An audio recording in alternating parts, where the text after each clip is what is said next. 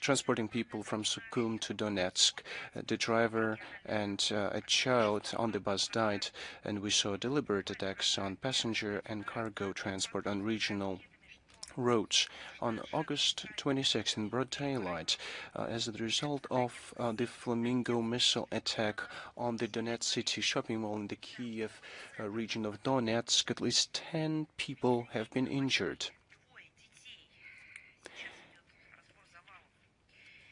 Including 2 children. Now the rescue crews are clearing the rubble. I'd like to remind you that on August 24th, these same missiles in Kiev I'd like to remind you that the same missiles were discussed in Kiev by the British Prime Minister Andy Burnham. Now they are used on civilian citizens in Russia. Do the British citizens know about this? Because the British media don't talk about it, so they don't know anything about it, but we'll talk about it in detail. Kursk, multiple UAV attacks on private houses, passenger cars.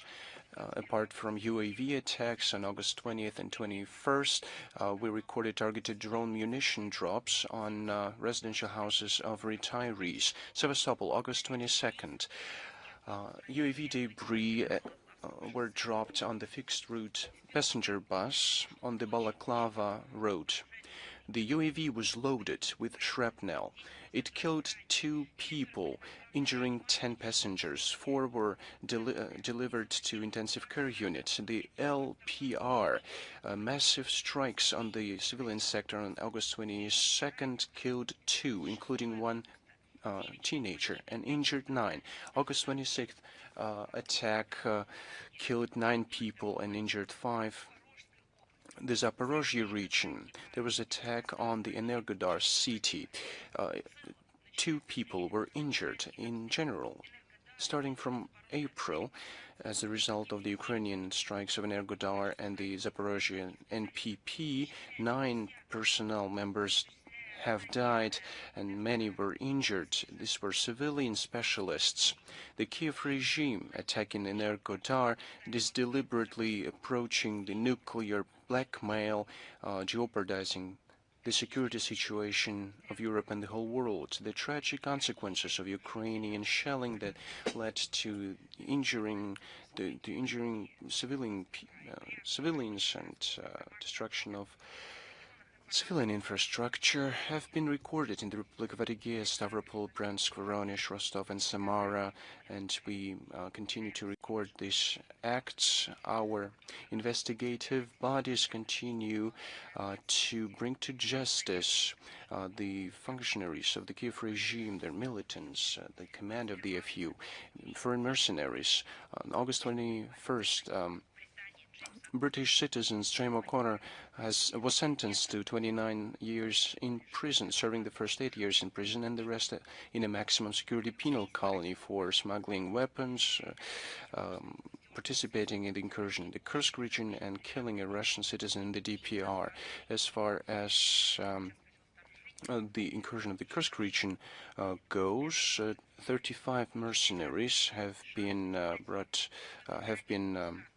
sentenced, including in absentia.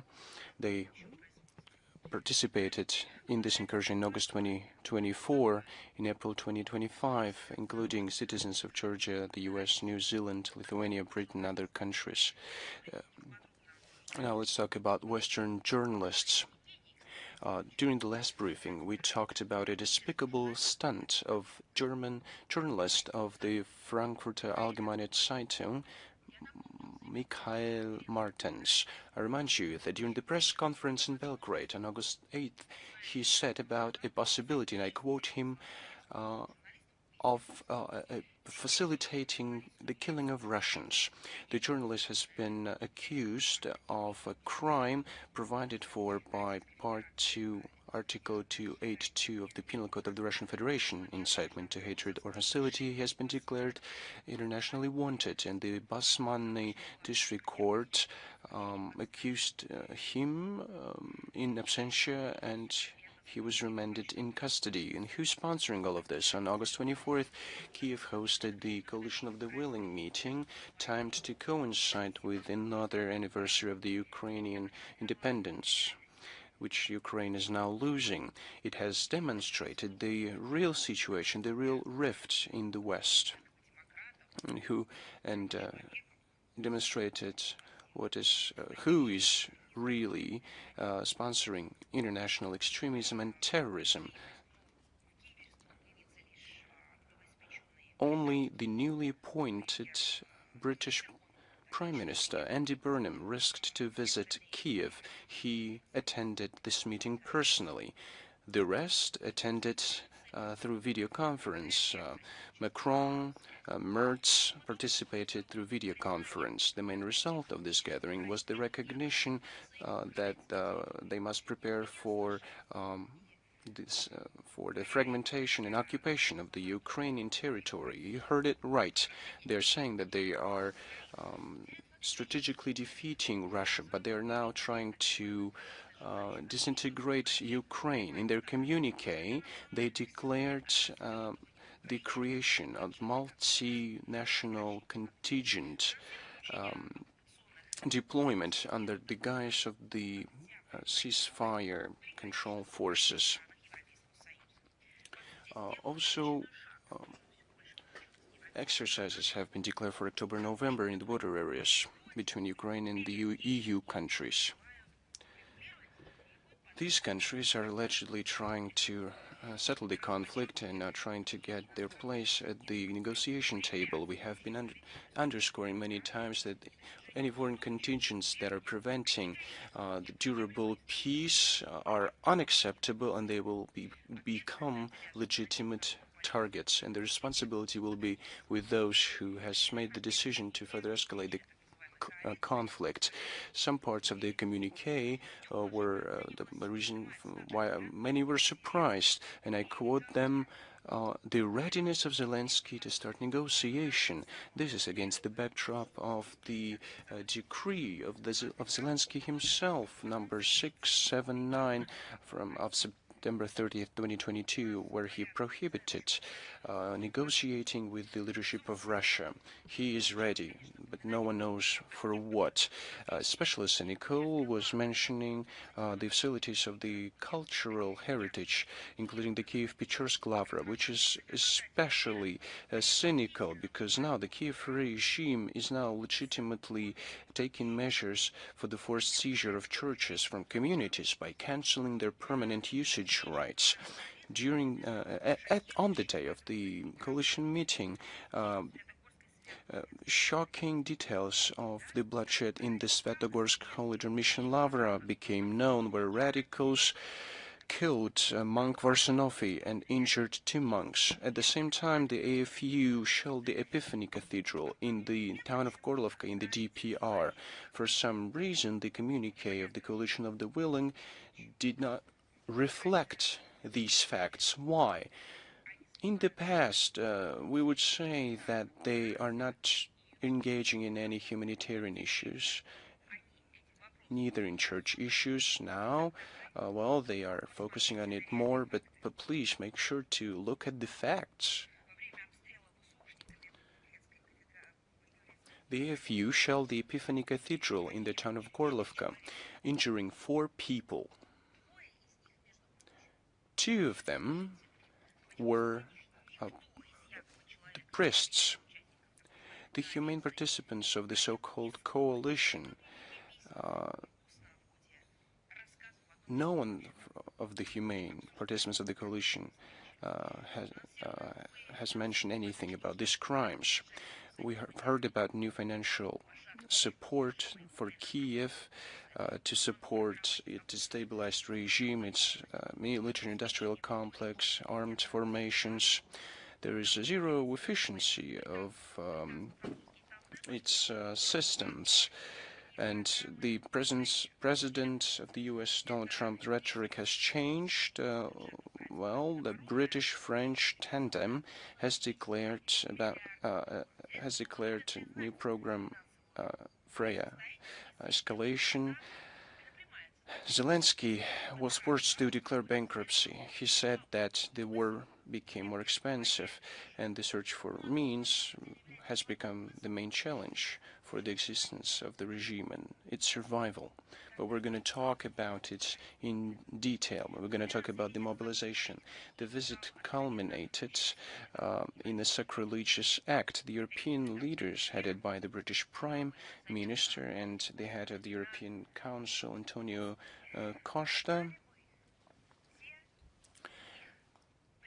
were transported to the military memorial cemetery, where they both bowed their heads in honor of ancestors of, of sons and grandsons of Nazi collaborators. They participated in honoring neo-Nazis, stood in solidarity with the policy of rewriting history, legalizing Nazism, glorification of criminals, and destroying historical memory. The US representatives have ignored this event. Recently, Zelensky recognized that he misinformed Donald Trump regarding the readiness of the SpaceX leadership to give green light to using the Starlink satellite system to strike inland Russia. Said that the Ukrainian Ministry of Defense gave him unfounded data.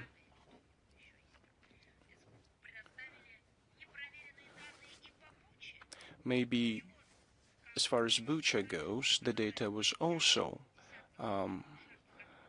not proven. Maybe those victims weren't there. So it does not surprise us, because the Kiev regime is lying about everything that's happening on the daily basis. Now Zelensky made the same mistake, and Donald Trump had the opportunity to make conclusions. Now I'd like to talk separately about the destructive role of the leaders of France, Germany, and Britain. They are stoking the Ukrainian crisis even further. I'd like to note, on separate note, the destructive role of the Euro Troika, leaders of France, Germany, and Britain. Germany is now dreaming about creating, and I quote German officials, members of the government, they dream about the creation of the strongest army in Europe. The French and the British are announcing steps to transfer to Zelensky military technology. And Burnham, when in Kiev, underscored the continuity of the anti-Russian course of London and confirmed that the Britain transferred to the AFU long-range destructive means, and gave Kiev technological data so that they can independently assemble Scalp cruise missiles, Storm Shadow missiles, at Ukrainian enterprises, where the labor force is way cheaper than in Europe. Then, a bit later, we will be talking about it in more detail. By the way, a similar step of the transfer of technology was announced but not implemented by President of France, Emmanuel Macron. Of course, we've been recording all these actions. We've also seen the article in the Figaro newspaper where referring to the Safran French concern, said that for more than a year now, that concern has been supplying guidance system for Ukrainian British Flamingo cruise missile and navigation equipment and other systems for facilitating the strikes on Russia. London and Paris are frantically trying to remove responsibility from themselves, but they are directly responsible for these terrorist attacks. They should realize, all of them, not only those who are making these decisions, but also those who are implementing them in the West, that this is playing with fire and the consequences can not be forecast. British Prime Minister is going on and on about supporting Zelensky as long as needed, and I'm quoting him directly. At the same time, the London newspapers are forecasting a very bad final for the current Ukrainian leadership. The Sunday Times describing the current year as the most complex for Zelensky, the complicated year. Corruption scandals, the power vertical has ceased to be monolithic, the attrition of resources, the domestic policy of Ukraine has transformed in a fierce dictatorship where there are no constitutional rights for the citizens. This dictatorship has been justified by war, but the leadership is afraid of people and their fury. Recently, Zelensky has recognized that he's afraid of democratic procedures. He said that holding elections right now, allegedly, and I'm quoting him, will be a tsunami for the state that will divide Ukraine. So he's now beginning to understand that he and his servant of the people, servant of Zelensky himself, are hated by people. This is not blind hate. This is the real fury, because the Ukrainian people has been lied to, has been raped, and now is killed. Earlier, one advisor of the office of the president, Mr. Podolak, when giving an interview to Italian newspaper La Repubblica, excluded holding any election campaign because he said that it was not possible to ensure security. It's somewhat strange, taken into account they are talking about the strongest army in Ukraine allegedly. It's strange that they are visited by all kinds of guests from abroad who guarantee them this security, and in different places we hear statements by Western leaders. They are ready to guarantee the security of Ukraine, but it's dangerous to hold elections in Ukraine. It's clear why. The result is predictable. The forced mobilization in Ukraine is underway. It's just beastly, brutal campaign. For the Zelensky regime, it's the only way to remain in power and physically to preserve themselves somehow. Now let us have a look at this brutal mobilization a little bit in detail. It's just beastly, it's inhumane. Because honestly, not every beast has such hatred towards those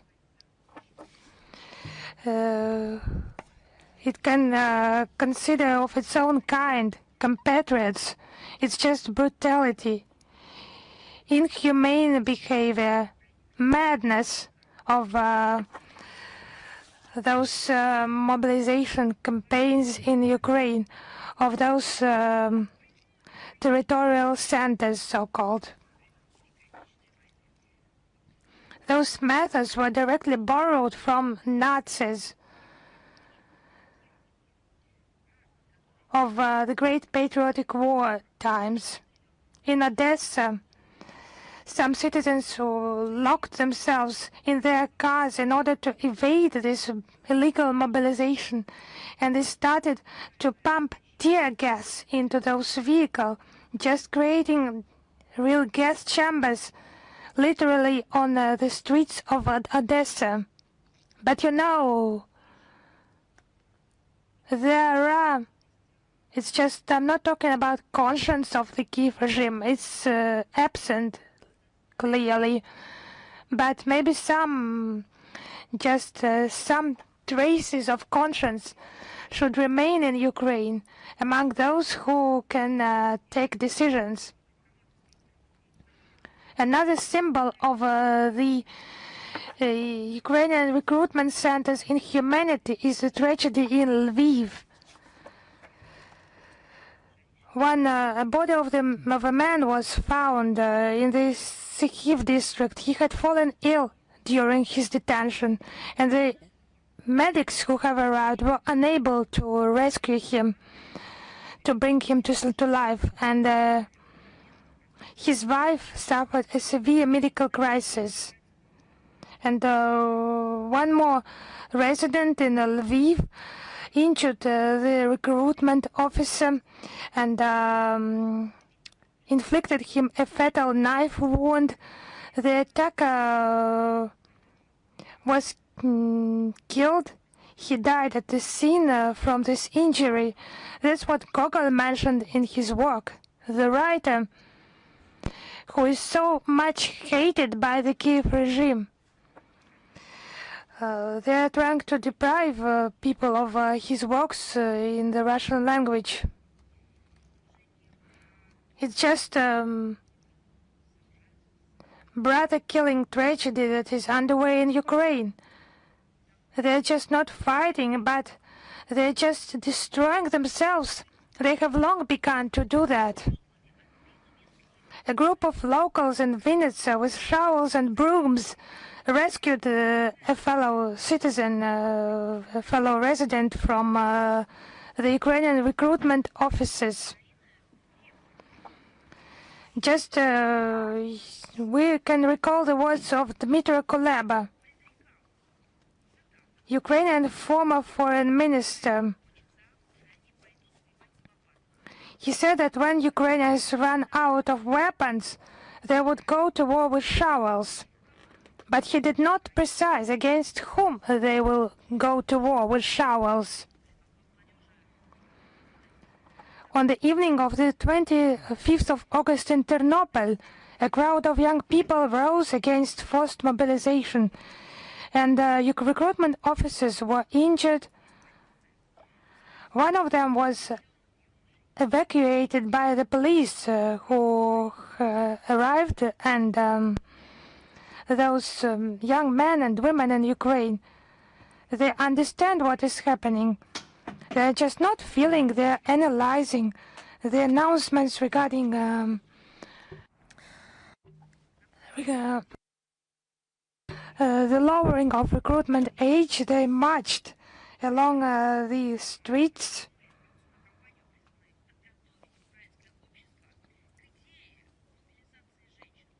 And it was an information campaign that was to prepare the society for the idea of mobilizing women.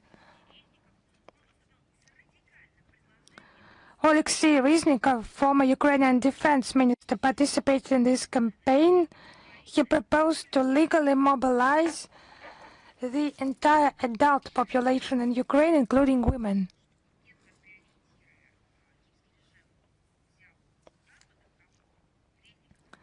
But taking into account the gender ideas have been adopted by Ukraine from the West, it's not clear exactly who he meant by women.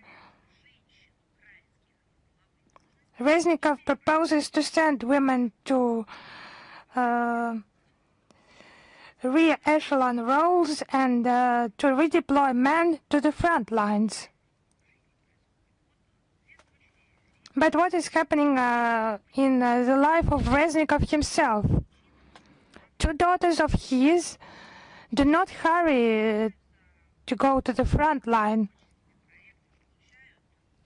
They are engaged in interesting creative projects, just getting some unbelievable sums of the budget funds for their projects and so on. So that's the same thing. Just have a look what is happening with those relatives, close relatives of Zelensky's, where they are. Just those representatives of the regime, they just laughed when answering questions about their own plans in the participation in the Ukrainian defense, and not hiding the transportation of their own relatives abroad. Now they are working to lower the mobilization age threshold for Ukrainian young men. And this is again underscored in the statements of Alexander Koltunovich, a Ukrainian member of parliament. He noted that the Ukrainian parliament is currently incapable, it's a direct quote, incapable of anything other than helping Ukrainians burn in hell, end of quote. But Russian culture does not allow them just to feel as complete beasts.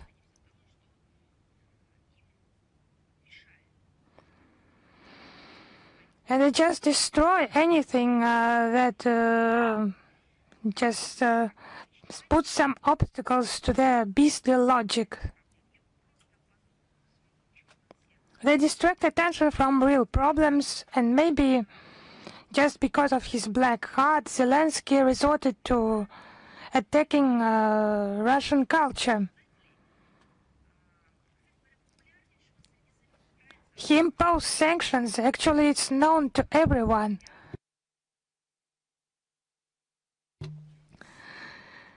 Creators of Masha and the Bear animated series, and now it will be success on the front, actually, obviously.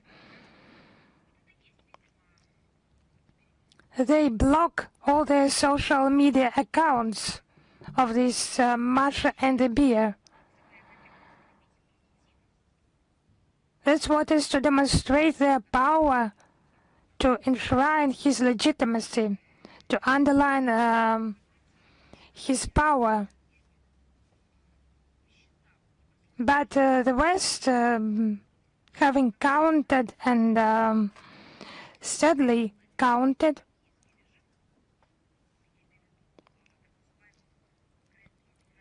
they're starting to guess what those Ukrainian migrants have done.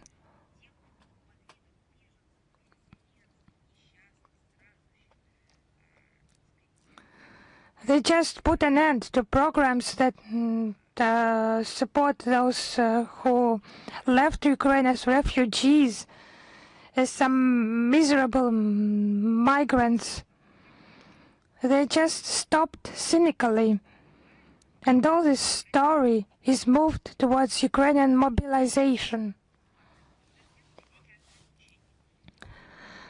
Markus Lammert, the EU Commission spokesperson, confirmed the introduction of restrictions. Now the Ukrainians are obliged to documentarily confirm, both men and women, that they are not evading service in the armed forces of Ukraine.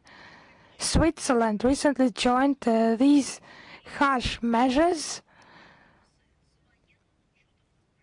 restricting the issuance of migration status to individuals with unresolved military registration issues in Ukraine. So, what do you think? It's just a powerful story for the Western Europeans. So the European Commission answered the relevant questions, categorically refusing to react to Kyiv's urgent request for additional financial aid.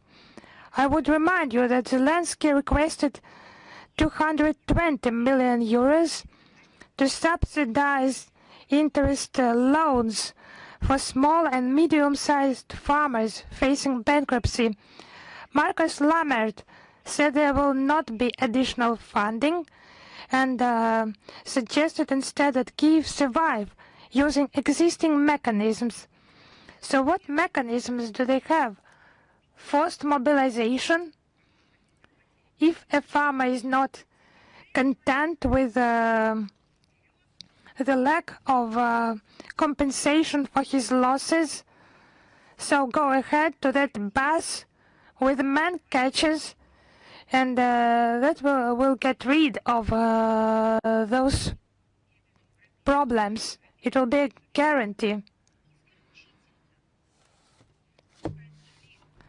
So they just ready to subsidize only war for the Ukrainians to be slaughtered, not for their farms, but for the interests of the Westerners. Under the guise of the so-called Independence Day gift, the European Commission President Ursula von der Leyen announced the approval of 6.1 billion euros for weapons procurement for the Ukrainian army. But why not to relocate this money for Ukrainian farmers? Zelensky requested 220 million euros. Ursula von der Leyen just approved 30 times more. She approved 6.1 billion euros. So if it's 30 times more for farmers, just one bit, 1/30 could be allocated to the Ukrainian farmers. Of course, no. There is no such need for Brussels, only the need of slaughter. For that they always have the money. And this money is 6 billion. Kiev will not receive them directly. They will go to the European Union defense companies, while Ukraine receives weapons in exchange for strictly audited contracts. They are called actually strictly audited. It's hell of a corruption in Ukraine actually. So that's interrelation with the West, such loans under the guise of a gift, an Independence Day gift. So they fail to keep pace with their own plans. The crisis affected the joint defense projects. The Flamingo solid rocket fuel plant, its construction in Denmark has been postponed to late 2027, and initially they planned to complete it by the end of 2026, and the costs have grown, you would not believe it, to 150 million euros due to construction delays and managerial chaos. Now the Black Sea region.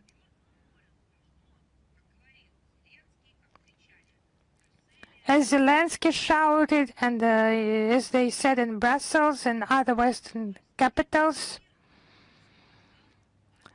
grain to be transported for the world not to suffer from food security problems. But now, after those 4 years of lamentations, what has happened? Zelensky continues to create a threat for Black Sea region states. The Romanian exclusive economic zone has been violated by the Ukrainian unmanned surface vessel. It's 18 nautical miles east of Constanța. The Romanian Air Force engaged 2 F-16 fighter jets and spotted the Ukrainian maritime drone, destroyed it from an onboard cannon. It's actually not the first time for Romania to be affected by those unmanned vessels from Ukraine. Some vessels operated by Turkish companies were attacked in the Black Sea.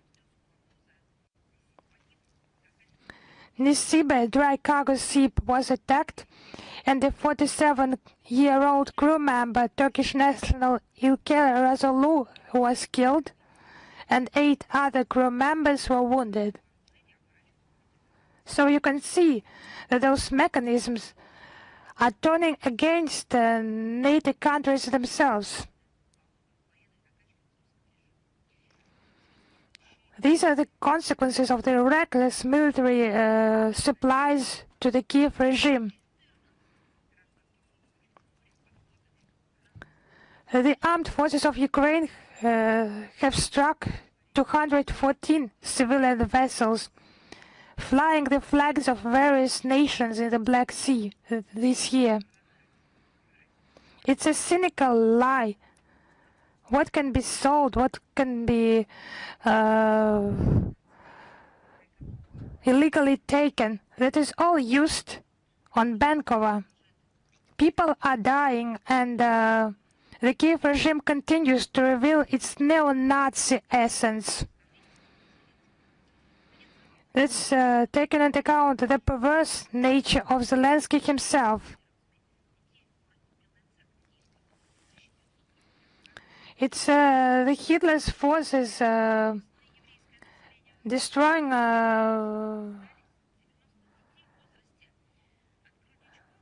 people in Bila Cerkva in Kiev region in 1941. It was mass extermination of children. Even Waffen SS fighters refused to kill those children, but to do that, to kill young children, 90 children, they were killed by Ukrainian nationalist collaborators. And now the ideological hairs of those atrocities are buried in Ukrainian military memorial cemeteries. And Europeans are invited to lay flowers at their graves. Zelensky is now heading this process, laying flowers to collaborators' memorials, to Nazi memorials. It's not only the betrayal of the memory of what his grandfather, Semyon Zelensky, fought for. That's how he is attempting to reshape the conscience of Ukrainians who, unlike Zelensky, have no assets, no possibility to leave Ukraine. And I would repeat, the tragedy of Zelensky and his family would be his tragedy. But he is trying to make the Ukrainian people swear allegiance to this neo-Nazism and the Nazis from those times. According to Zelensky, who is much quoted by the Israeli mass media, his great-grandfather, he was killed by those Nazis during the occupation of Ukraine. And Zelensky signed a decree to attribute the title of the hero of Ukraine, to Andrei Belitsky, a racist and founder of the terrorist nationalist Azov battalion. His record includes this so-called hero of Ukraine, leading the far-right Social National Assembly, participation in the extremist right sector. Now, there is currently the 3rd Army Corps of the Armed Forces of Ukraine, formed on the basis of this Azov unit. They gained notoriety for openly expressing Nazi ideas, using Nazi symbols, and expressing misanthropic, racist ideas. All this has been also mentioned by Leonid Kuchma back in 2003.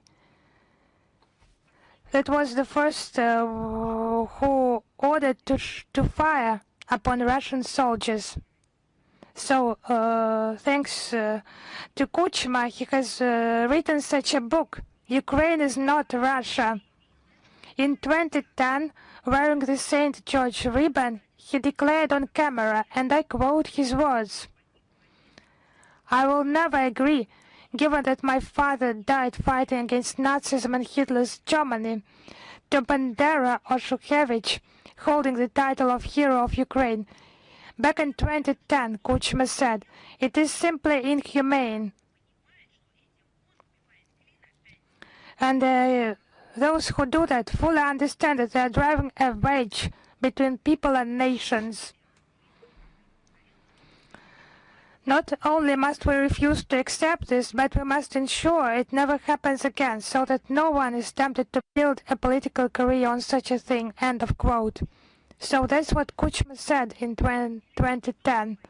So in 2026, he keeps silent, but maybe he will also go and lay flowers to those burials of the remains of those punishers and collaborators. Today, Kuchma approves the policies of Zelensky on rewriting history. He stands in solidarity with him and with his measures aimed at glorifying OUN, UPA. He has returned to Poland the Order of the White Eagle and boasts about personally giving orders to shoot at Russians. All the aforementioned facts confirm the relevance of the task to identify, demilitarize Ukraine and to eliminate threats emanating from its territory, and these goals will be achieved.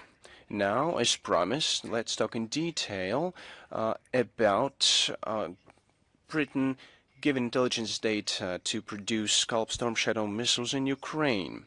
There has been a lot of information about these acts and these actions. I've given you a brief information. Now let's talk about it in more detail. This is the essence of London's involvement in Ukrainian conflict. The decision to deliver these missiles to the Kiev regime was adopted by the British in 2023. They were back then in the euphoria of preparations for what turned out to be a failed counteroffensive. Many British politicians considered that decision to be extraordinary. The government of the United Kingdom recognized that it was dangerous, illegitimate, and tried to convince its parliamentaries, its citizens, and even us that it was acting responsibly, and officially said that this system would be used, and I quote them directly, only on the internationally recognized territory of Ukraine. That stance was recorded in the corresponding note of the British Embassy to Moscow. At that time, the British were trying to demonstrate that London was preserving a modicum of common sense and did not want to unleash the Third World War. Later on, the British side was trying to evade answering the question on real usage of Storm Shadow missiles, but at some point it was evident that those missiles were used against Russia.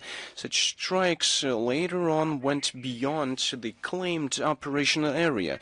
However fictitious it may have been, which is not possible without direct participation of foreign specialists ensuring the operation and targeting of this weapon system, and of course it also is not possible without granting by certain countries of NATO necessary intelligence data for the AFU. In May 2024, the then head of Foreign Office, David Cameron, interviewed by Reuters agency, said that Ukraine had the right to strike inland Russia using British weapons and armaments. And I directly quote him, like Russia has the right to strike inland Ukraine.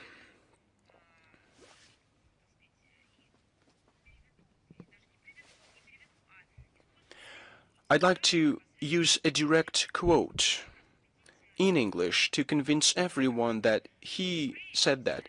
The Ukraine, he said, has the right, just as Russia is striking inside Ukraine. And this is the direct quote. This hostile act directly contradicted previous official assurances of the British side that under no circumstances will Storm Shadow missiles be used on Russian territory. At the same time, by doing that, the British Foreign Secretary deliberately disavowed this principle, recognizing de facto his country the party to the conflict. Now we're here that London is ready to transfer to Kiev the intelligence data necessary to independently produce Storm Shadow missiles. The government of Andy Burnham understand what it will lead to, how AFU militants could use Storm Shadow missiles if they have this opportunity to replenish their arsenals. What our servicemen, of course, will not allow, but to pose the responsibility on Kiev puppets will not be possible. It's also noteworthy to see the attempts of London's politicians to remove the concerns by these escalatory actions among their own populations. The local newspapers started to call the scalp missile, that very same missile, well, they started to call it scalp, not Storm Shadow, trying to cover their tracks and to put the responsibility on the Frenchmen. They are glorifying this provocatory step and are saying that there is nothing escalatory about it. Well, the recent events do not leave any doubts that all the steps by the government of the United Kingdom only are aimed at the only long-term goal to strategically defeat our country. As they say, these attempts are doomed to fail. We have repeatedly said that our response to Ukrainian strikes using the British weapons may be all the military facilities and equipment of Britain in Ukraine and beyond. The people who are in charge of these attacks against the civilians will be punished according to their crimes. Inevitable retribution will also befall their accomplices and instigators. We call upon all the citizens of the United Kingdom to think about the inevitable catastrophic consequences of these hostile steps of their own authorities. We call upon the British leadership to clearly analyze the situation and to immediately and decisively and unambiguously refuse the hostile aggressive line that can only prolong the agony of the Kiev neo-Nazi regime and which creates the conflict, a new nature of the conflict, elevates it to the new level. Well, now let's talk about German newspapers that talk about multiple deserters that flee training areas in Germany. We have been talking about it since the beginning of 2022. We talked about it even earlier, in 2014. All those Maidan revolutions had been trained on similar campsites in the Baltic states, in Poland, and now we see that they are now trained in Germany, or have been trained for many years now. And this is happening in the very center, as they say, of the democratic European paradise. The Ukrainians are deserting there in Germany.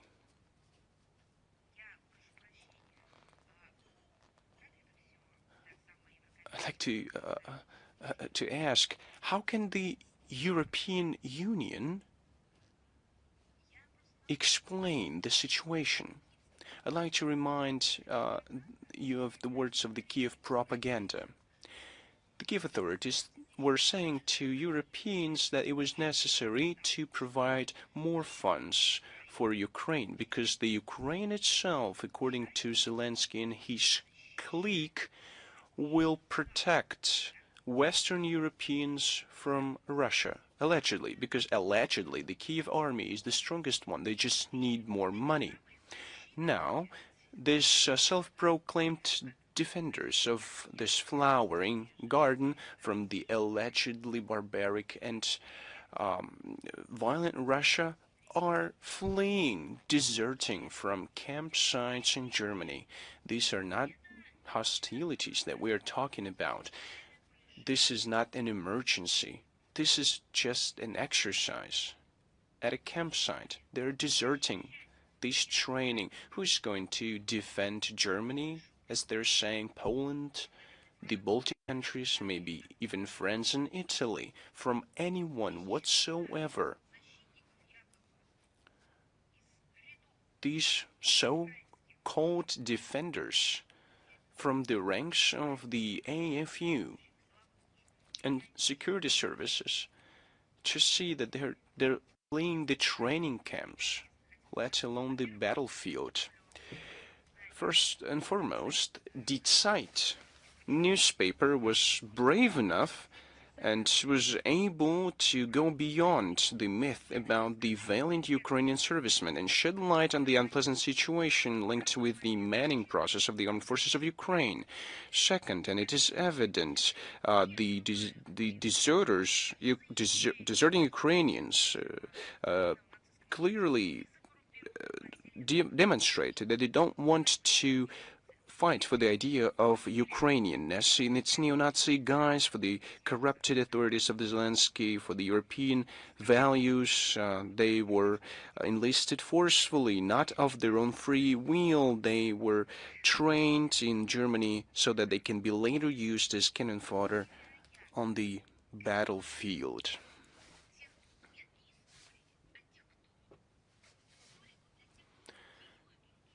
This is interesting and should be interesting for those who don't know any history.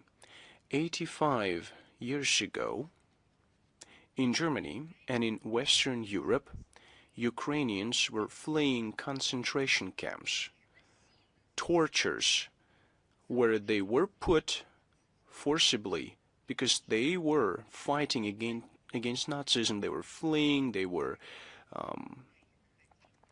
mounting riots, and they were tortured, shut down, but some people succeeded and fled and survived. But 85 years have passed since that time.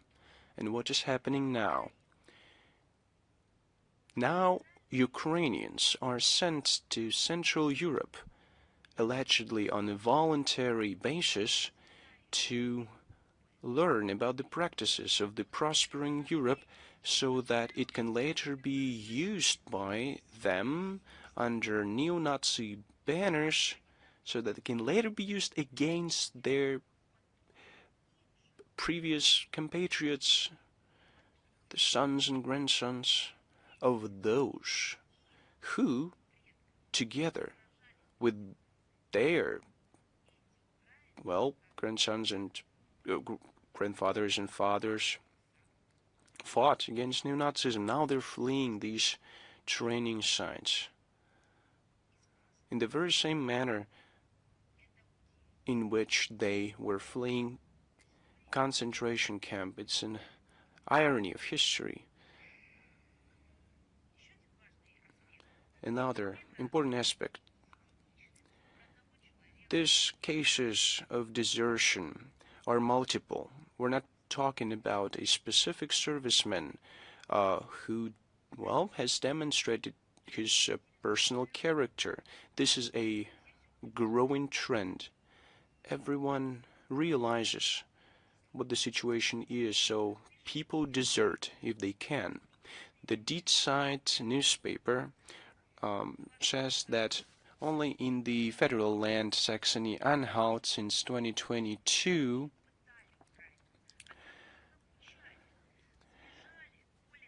over 80 Ukrainian servicemen have fled. And across Germany, a couple hundred cases have been recorded. In Ukraine, these deserters will be punished to 12 years in prison, but they are risking it and trying to find refuge in the European Union countries.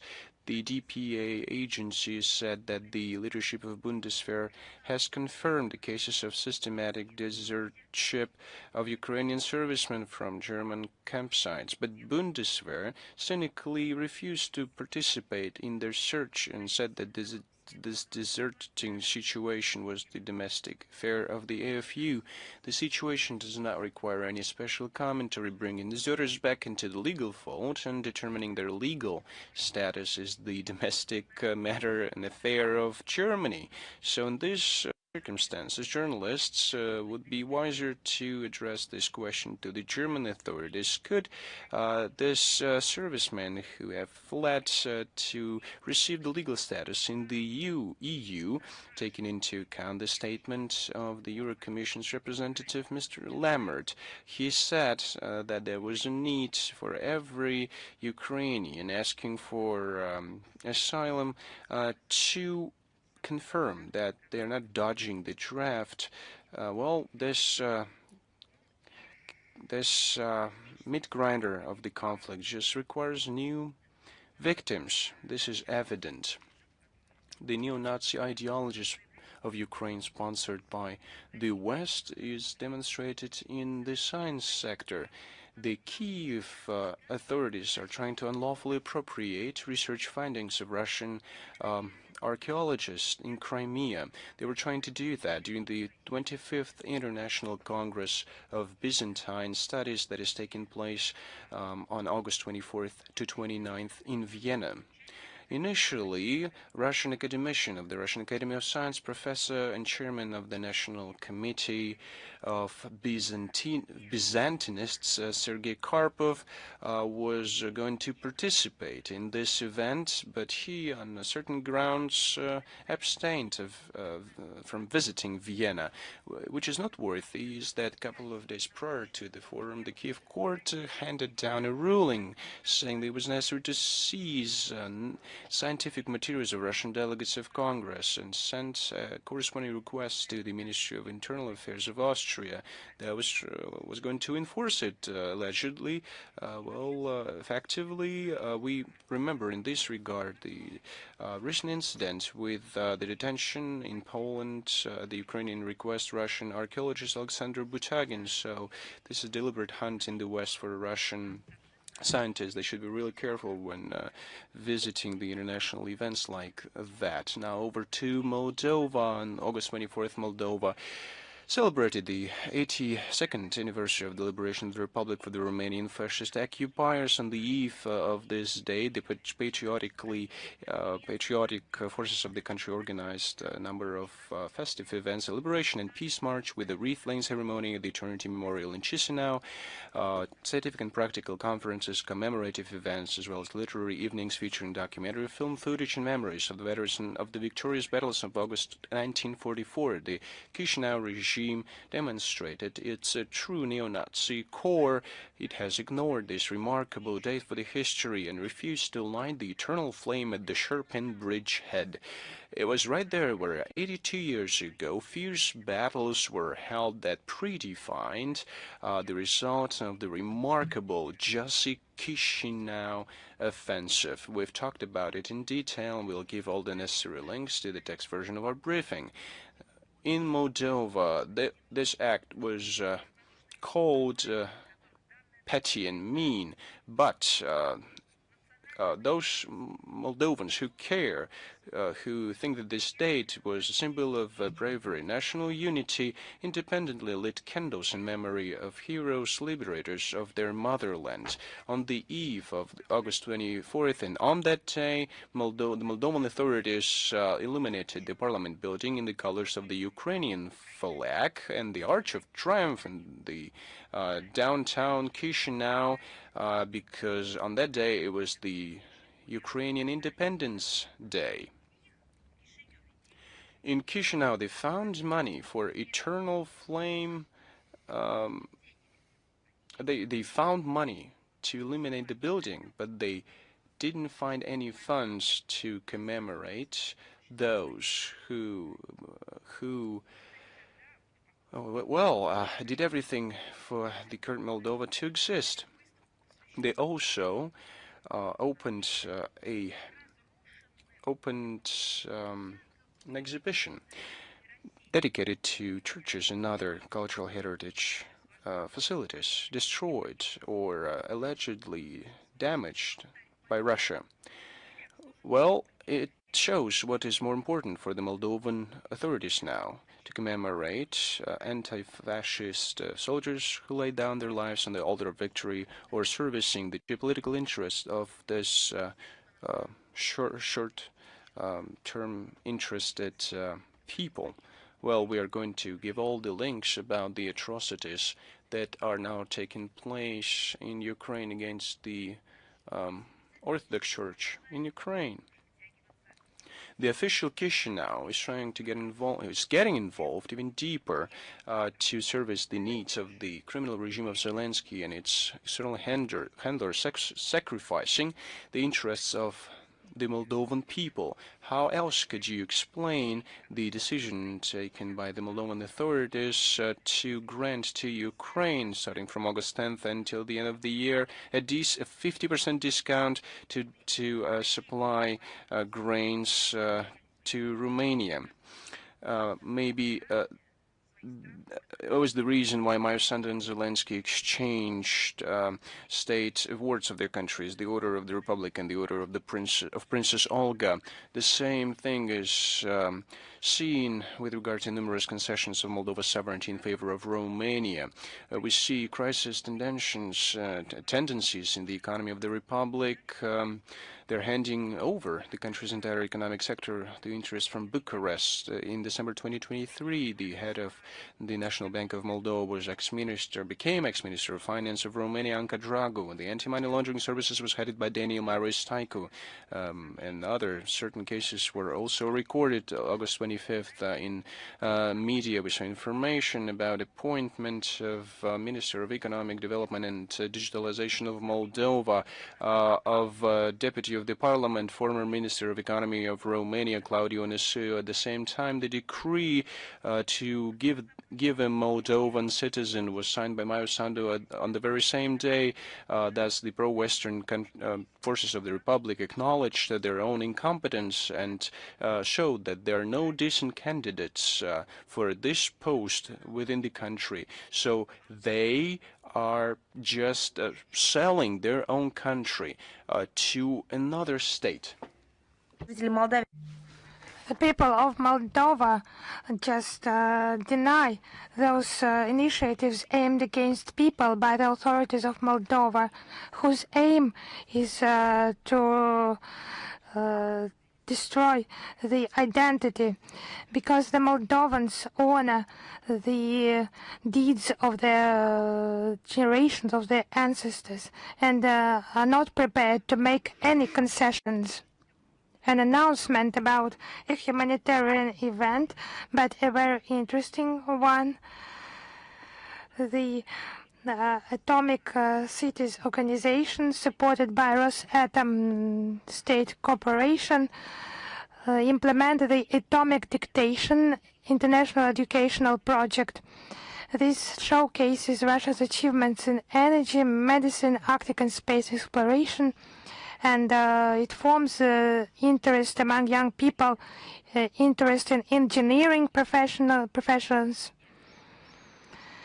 The preparation, training of engineering specialists is of strategic importance. It is crucial to expand knowledge, to demonstrate the achievements. And this atomic dictation format creates an unique format, and it unites institutions, communities, and of course families. In 2025, the atomic dictation engaged over 120,000 participants. In 2026, it's of a new format. It will be a month of atomic knowledge, and competitors can join online or take the dictation in person at a registered venue. The detailed information, as it is customary, will be provided in the text version of this briefing, so we do invite you to join traditionally. Now, elections to the Parliament of the Republic of Kazakhstan on the 23rd of August this year. The first elections of the one-chamber parliament took place.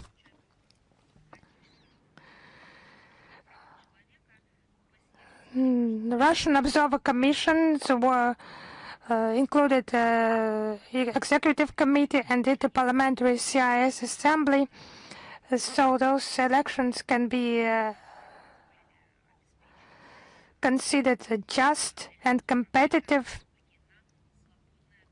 and they have allowed the implementation of the rights of all the citizens of the Republic for free will. And the Adalet party secured a confident victory. 17% of the Kazakhstan citizens voted for that Adalet party. It's widespread support for the policy of stability conducted by the current government and the protection of the interests of the Republic at the international stage. Now we draw your attention to the ODIHR OSCE Observer Report with unjustified criticism of the elections. So they continue their biased approach towards state, as they say, to the east of Vienna. We reaffirm our fundamental commitment to further strengthening our multifaceted cooperation, including parliamentary cooperation, in which both chambers of the Federal Assembly are to play an active role, and I am ready to answer your questions. Is International Life, Международная жизнь with us? Yes, hello, Madam Zakharova. We would like to hear your comment regarding the announced and somehow imposed by the U.S. authorities secondary sanctions against the Islamic Republic of Iran. As it is well known, Russia categorically rejects the practice of employing unilateral coercive measures that counter the UN Charter. It's yet another illegal initiative, and we will coordinate our efforts to counter it together with our core thinkers. It has long been turned into an instrument to punish those who are unfavorable for the collective West, those states that are unfavorable. So thank you. Is Maria Novosti with us?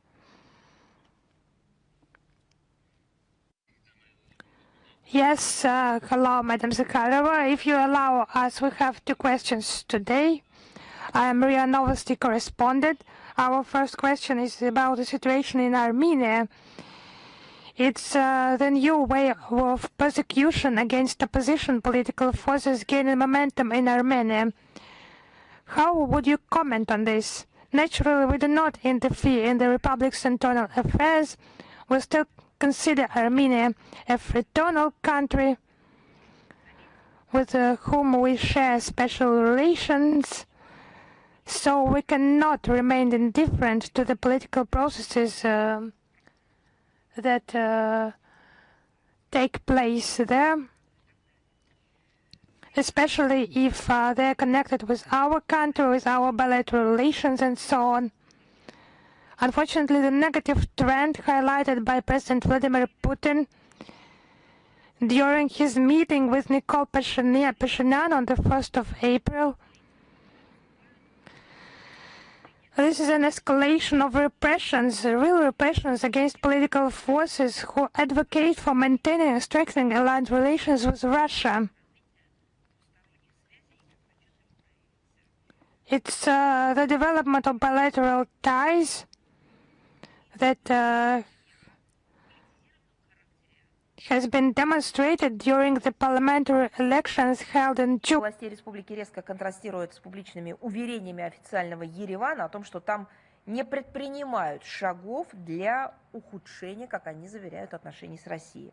Ожидаем, что политические партии и блоки, руководители муниципального уровня, общественники, активисты Армении, которые прилагают усилия для укрепления традиционного двустороннего взаимодействия, смогут спокойно принимать участие во внутриполитической жизни страны, вносить свой вклад в ее развитие, процветание.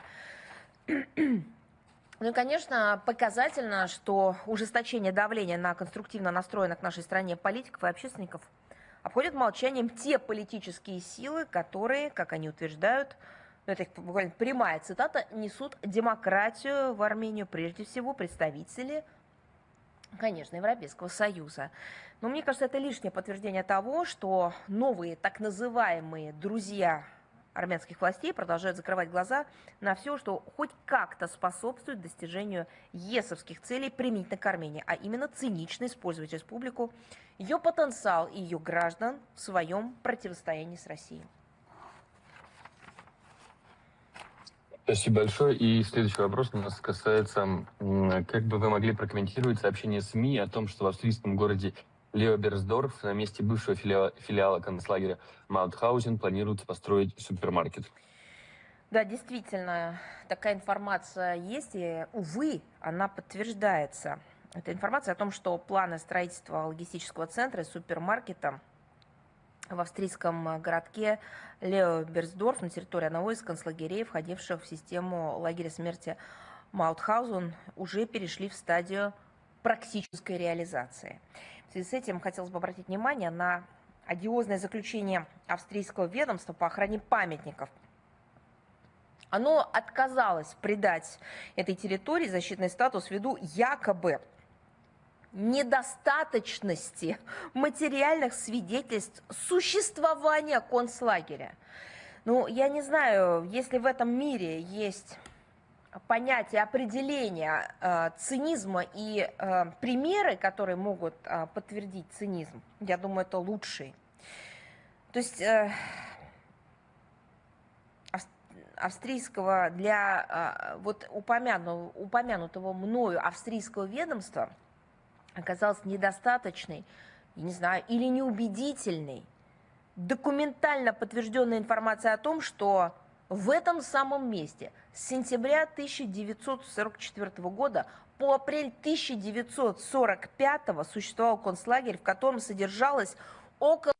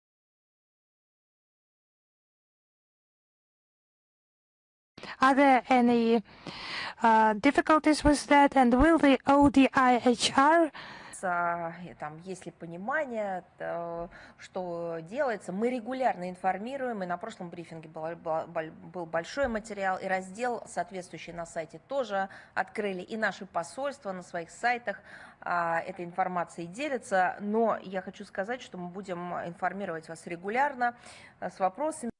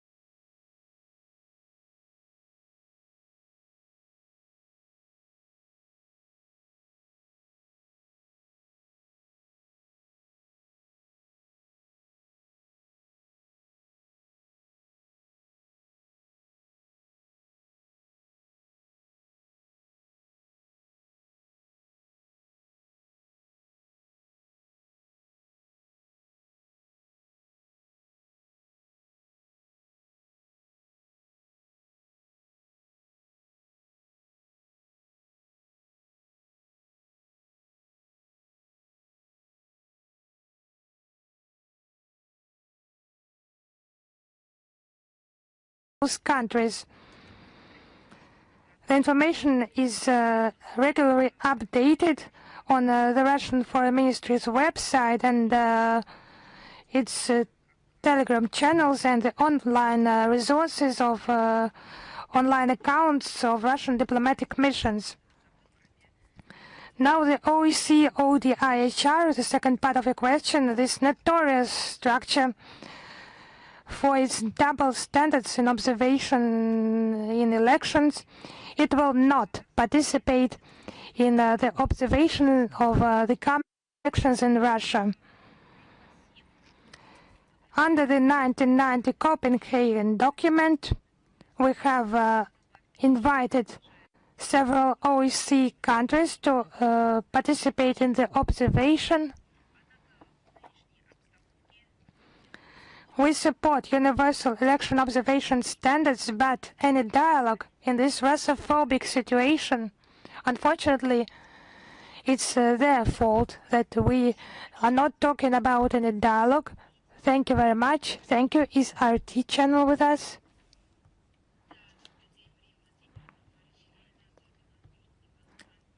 Yes, hello, Madam Zakharova, RT Balkan channel. We have one question. How would you comment on the criticism of by the European Commission of the assistance that has been provided to Serbia in fighting fires? They said that regarding the aid received from Russia, it's underlined that the European Union count on Serbia as a reliable partner, and relations with Russia and the Putin regime cannot remain business as usual. It's a direct quote. You know those statements of the European Commission that they are against that assistance by Russia in fighting the fires. It's not only the relationship of the EU and NATO towards Serbia, but a clear prediction what will happen if Serbia trusts those Western promises. That will always be the case. Russia assisting in fighting with fires and the EU just inflaming hatred. Can they not provide assistance? Just help them. Provide the assistance. Implement a set of measures. What's the problem? They are not doing that. They want to save money, and it's their true relation towards Serbia and the Serbians. But that's cynicism. When this calamity is also a calamity for the European continent. But just to make such negative statements about the assistance by others. I beg your pardon, it's personal examples, some strange actions. When we were children, we were just being naughty, and the children, elder children said that if you would have seen something like that on TV, you would have been ashamed. But if they would have seen something like that on TV, they would have been ashamed, I think. Yes? By watching such films, or by reading some books, such novels, they would be ashamed, certainly. But why are they behaving like that? There is a response, only because it's their true nature. And that's their true relationship towards everyone who they have historically regarded to be the second-range citizens. People, and the European Commission has demonstrated its deeply cynical approach to the Serbians. deprived of any compassion and understanding of the calamity that has happened to them. And the European officials have preferred to politicize even this tragedy. They sent new criticism to Belgrade for its relations with Moscow. It is inhumane towards not us, but towards those who they're trying to convince to become part of their own peace. While we are sending aviation to put out fires in Serbia, the European Union are continuing to incite Russophobic sentiments against Russia. We extinguish fires, and the EU are dropping mud on our rescuers. Politics should not prevent humanitarian operations from happening, but this is the established practice of the European leadership. Bullets and munitions are supplied to the Kiev regime, and under those bullets our rescuers are risking their lives, saving children, women, and the elderly. We will continue immediately at any request to help our brotherly Serbian people, our friends, with no regard to views, rebukes from Brussels, because they cannot influence anything. But this is a reason for Serbia to think once again, who are those people who are promising Serbia a brighter future if this is the approach that they're taking towards what's happening, towards the reality. Thank you very much. Sputnik Agency. Madam Zakharova, good afternoon. We have only one question. Iran has threatened to suspend oil supply through the Strait of Hormuz when the economic war is continued. What risks does it create for global energy market, and how vulnerable are the alternative routes, the pipelines of Saudi Arabia, the ports of the UAE, and the routes through Turkey and Syria, according to Moscow's assessments? There are a lot of theories, and I anticipated this question. I want to give you a lot of statistical data, so please get ready. It was repeatedly noted that the resources of the Persian Gulf countries have traditionally taken a lion's share in the global energy mix. At the same time, the main artery to supply all the commodities was and has been so far the Strait of Hormuz. The unprovoked armed aggression of the US and Israel against Iran, and Iran's response initially deprived the global market of 20% of all oil, over 30% of liquefied natural gas, and 40% of helium. The main repercussions are the deficit, physical deficit, and higher prices for energy resources, disruption of transport and logistical chains, long-term damage to industry and agriculture of many countries, first and foremost the developing ones, and higher burden on state budgets and rank and file consumers, and the responsibility is with those who has launched this military escapade against Iran. According to UNCTAD, the navigation through the Strait of Hormuz has decreased by 95%. It led to a stock growth of prices for energy resources. At some points, the price of Brent crude amounted to $120 a barrel. With the cessation of active hostilities, prices declined down to $86 in mid-July. As of August 26th, Brent is trading at around $68 a barrel. According to OPEC's monthly oil market reports, the oil production by participating countries has reduced from 28.7 million barrels a day in February this year down to 20.8 million barrels a day in March. In May, this indicator declined down to 18.8 million barrels a day. This was followed by a moderate increase growth. According to relevant data of the organization, in July this year, the production amounted to 23.6 million barrels a day. It is important to note that the situation in Russia and in other OPEC Plus countries not part of OPEC was stable. The current crisis can also lead to a significant drop of supplies of LPG to global markets.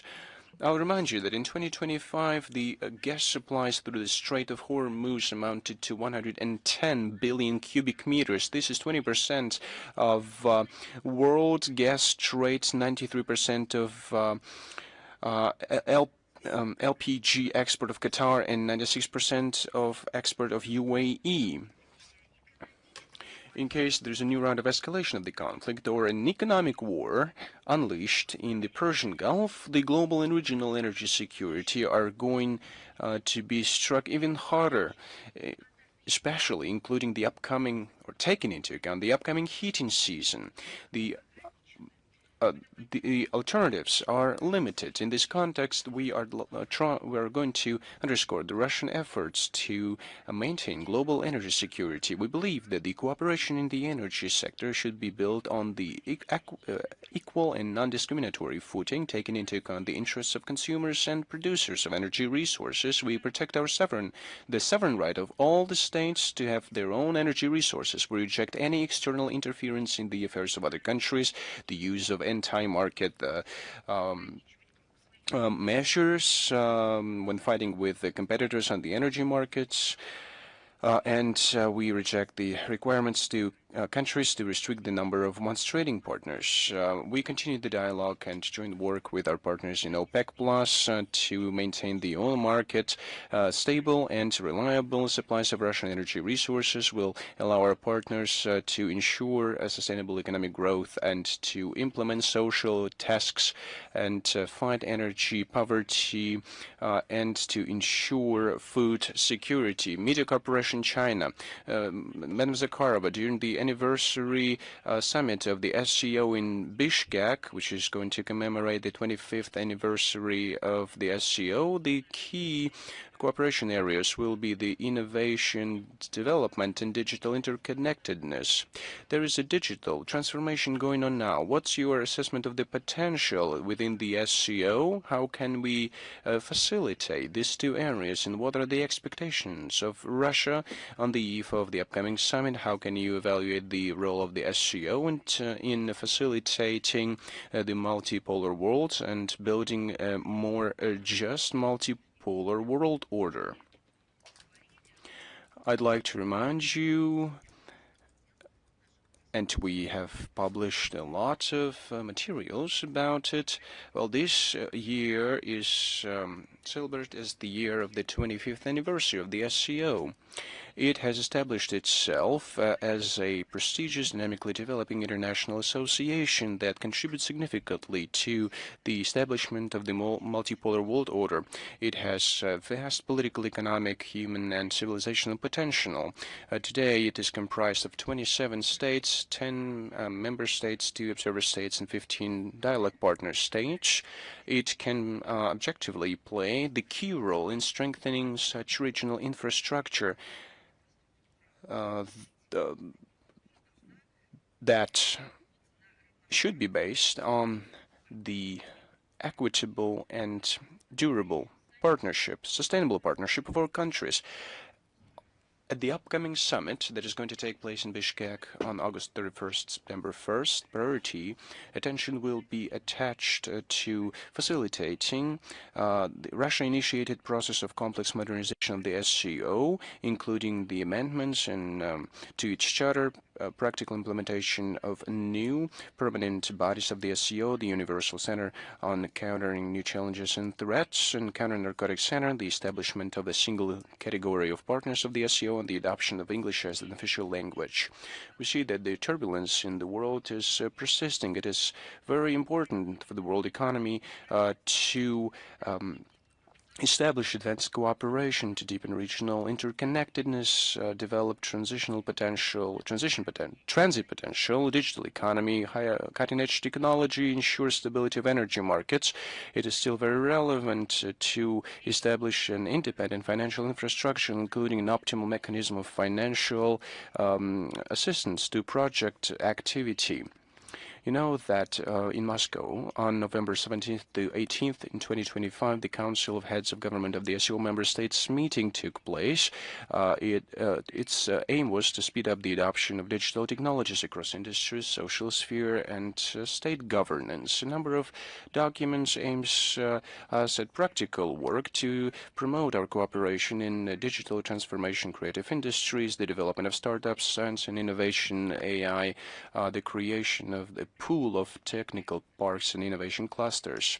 We expect interesting discussions in Bishkek during the SCO Plus meetings. We expect representatives from Laos, Vietnam, Egypt, Togo, and a number of other countries. The strengthening of the potential of the SCO and its role in international affairs is one of the key areas of the concept of foreign policy of the Russian Federation. Russia has initiated the preparations for its future chairship in this organization in 2027-2028. An organizing committee has been established as well. We're now working on a conceptual vision of aims, goals, and of course, active work is underway to establish and plan different events for the aforementioned period. Thank you very much. Reuters. Madam Zakharova, good afternoon. We do have two questions to you today. I'd like to start with Bashar Assad, that the Syrian court in absentia sentenced to capital punishment, accusing him of tortures, deliberate killings, and arbitrary arrests, and so on and so forth. How can you comment the sentence of the Syrian court, and will this influence the status of the political asylum granted by Russia to Bashar Assad, and can Russia consider extraditing Bashar Assad to Syria? We have repeatedly commented this issue on the so-called extradition of Bashar Assad. I'd like to reiterate our principled stance. There is no political underpinning in our decision to receive him in our country. It was only a humanitarian decision. Those were the dramatic events, change of power in Syria, and he was under threat of death as well as his family, so I cannot add anything else to that information. But, well, it was just a little update that you requested, so I think it was a good one. Well, it's not even about updating, but rather about reminding of what our stance is. Let us move on. Madam Zakharova, excuse me, I have one more question, if you allow. On Tuesday, the Spiegel journal said that a Ukrainian that was located in Romania is accused to be part of a net of agents associated with Russia. How can you comment on this report of German journalists? These are never-ending information and political manipulations that we are facing. If this is to their benefit, Ukrainians and Ukrainian special services are associated with this reckless and triumphant policies of the West. Whereas when Ukrainian secret service members are caught doing something illegal, Russia is accused of it. You see what's happening, and we see it each and every time. The same is happening to the UAVs that drop on the territory of the European Union. The same thing happens with underwater UAVs. I talked about the Black Sea region. If you remember, we see the same thing happening. Ukrainian UAVs sometimes are a good thing for Western journalists. Sometimes they're not. If not, they're trying to find Russian tracks. They don't have any proof. Then they say that there's no proof of Russian involvement, but they don't cover it as widely as other things in the media. Just look at the Nord Streams. It is the same situation.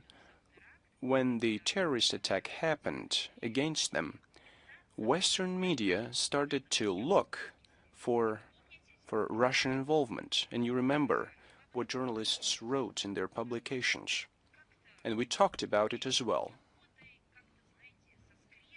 Then they gritted their teeth and started, well, double-checking other versions. And it turned out that it was not Russia, but it was Ukraine which left their tracks there. There was other insinuations, but then they rejected that version altogether.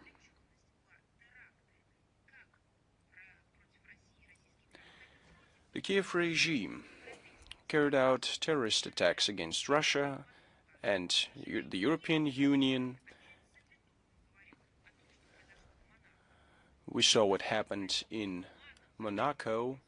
They sent diplomats to their home countries, imposed sanctions, and against this backdrop, we see very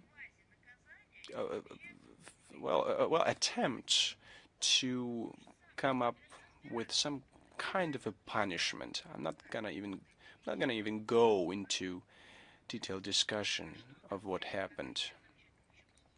I'm not interested in what happened to that person. Well, what are you talking about really when children, hundreds of children, are killed each and every day? See what happened to Belarusian children. Women, your fellow reporters, are killed every single day. Hospitals, schools, residential buildings are attacked. And you are talking about some kind of a car that was carrying some kind of a terrorist. What about the attack on Starobelsk? No one is talking about it. The coverage was hardly there. No Western media outlet has shed light on this tragedy that befell the teenagers, the children. What about the attack in Krasnodar, or the beaches in Crimea or Gelendzhik? This Ukrainian in the car that was transported somewhere in the trunk, this is not worthy of our attention. The tragedies that are real tragedies do not pay that much attention to the real tragedies, and your news agency is doing that as well, is not paying enough attention to these tragedies. We should pay respect to the victims of these tragedies. Lentaru. Yes, hello, Madam Zakharova. Lenta.ru. We have 3 questions today. On the 23rd of August, the Office of Zelensky announced the possibility of reviving the negotiation process with Russia, and there had been reports earlier regarding alleged non-public contacts between the Ukrainian and the Russian sides. Are there any details about those contacts and the negotiation process? I cannot confirm those statements, and that information about contacts with the head of the Zelensky's office, Budanov. You know, many statements in Kiev are made today for some media effect, for several reasons, in order to conceal the violations made by Bankova authorities. There have been no proposals from the Ukrainian side. And I would remind you that the Ukrainian side unilaterally withdrew from the Istanbul format discussion, and it was without providing any clear explanations. That's the fact. Thank you. My second question. The Times has reported on a new peace plan from Kiev that includes a ceasefire and the withdrawal of Russian and Ukrainian troops, the creation of a buffer zone. Do I get it right that Moscow is not familiar with this plan and sees no basis for negotiations? You know, I think everyone understands now that serious initiatives regarding peace settlements are never published in the press.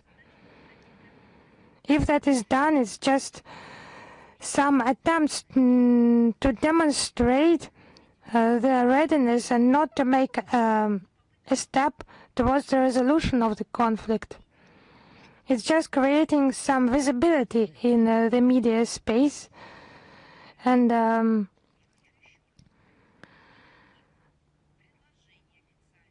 I see no point in commenting such leaked stories, such fake stories, and there have been no official proposals via the existing communication channels. There have been no such proposals, but Russia has never closed the door for dialogue and political diplomatic settlement. This dialogue should not be conducted in the language of ultimatums, as Zelensky pro-Western patrons do, but rather it should involve compromise, seeking solution, and taking into account the interests of all parties, including, of course, our country. That's just the assessment of the situation on the battlefield, where the armed forces of Ukraine are retreating daily. And you should recognize the inevitability of achievement of the goals of special military operation. And those principles were outlined by the President of Russia in this very hall on the 14th of June 2024, and they still remain relevant, as well as the statements by the Minister of Foreign Affairs of the Russian Federation. Thank you. Our last question regarding Nikol Pashinyan.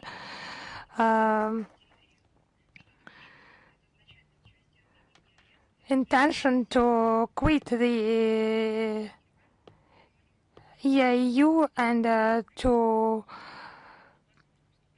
apply for EU membership in the near future. What is your view regarding this engagement by Yerevan? You know, it's just direct incompatibility of the regulatory frameworks of the EU and the EAEU, and Yerevan is to coordinate its integration aspirations, is trying to benefit from Russian integration and to move towards the European Union. Such tactic by the Armenian authorities just does not appear decent. The Republic intends to secure the advantages of the EU membership without sacrificing the privileges of the EAEU. And if the EU would not conduct such a destructive policy, just focused on the disruption of integration and economic cooperation ties in the mentioned space, in the EAU space, we could have considered some possibilities, but here there are no possibilities because the EU does not conceal that the EAU is a target for striking, for imposing defeat, not for competition, but just for destruction.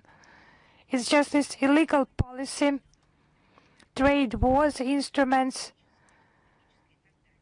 direct conflict, economical, political, and so on. But let us come back to Armenia. We discuss, according to your question, that this policy has no political and economic framework. It should not be implemented, and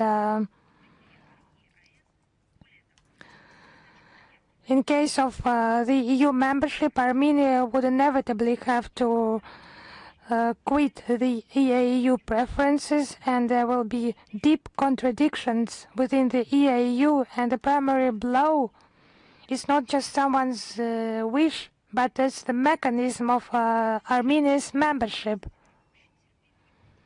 Moscow has on many occasions and with a lot of patience warned that such policy would make the EAU relations more difficult, and in the long term Armenia risks not only fail to enter the EU but to disrupt the EAU relations, partner relations, including Russia. The experience, for example, of Turkey, the EU accessions can drag on for decades after an application is submitted, and this success is not guaranteed even after years of preparation. Even taking into account Turkey's NATO membership and its involvement in the Western political sphere. But as for Armenia, in its case, the risks grow due to direct conflict of legal and economic regimes of the EU and the EAU. Like Turkey, it does not participate in other integration associations that would contradict, but it is still not allowed into the EU. But here there are the EAU integration obligations. This conflict is of a situational nature, not just situational, but of systemic nature. Thank you. Is ITV News with us? Yes. Hello, Madam Zakharova, ITV News, Great Britain. One question to you regarding the British Prime Minister visited to Kiev. Do we get it right that Moscow is ready to attack the UK territory, and how far are they ready to go? Maybe there is already the list of sites, but have you heard today? Maybe you have missed something. If you will be telling it to your audience, maybe you would repeat, and I would tell you whether you have understood it correctly or not. Actually, I would like to clarify with you. Yes, we will come back to your question, but you have quoted me, and you have said that Great Britain, its territory, and then you have mentioned it. I have already named the clear sites today. So have you heard that? But which sites? It's just impossible. Just to have this one-way communication. Maybe you have not got it right if you are putting a question like this. Maybe some military sites? Possibly, but I have just said it directly. I have a feeling there's a distortion from the very moment of a question. I'm telling about Scalp, Storm's Shadow, weapons supplies where they're manufactured. And now you are talking about British territory, and in 5 seconds you will convert it to strike the British, but it's the critical importance, critical difference.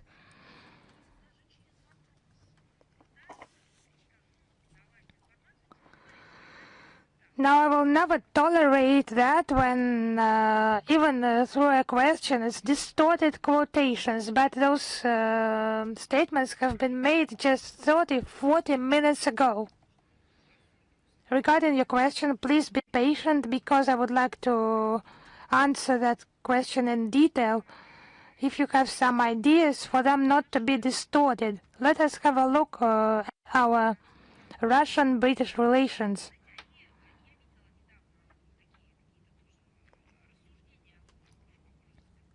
You know, I have recently seen some conclusions, some deliberations that are more like speculations that Russia is decreasing the level of those relations. They just have long been in a state of deep crisis. Political dialogue is frozen. There are no intergovernmental contacts. It's just purely technical, routine work via diplomatic channels. Economic ties, cultural and academic exchanges have been virtually severed.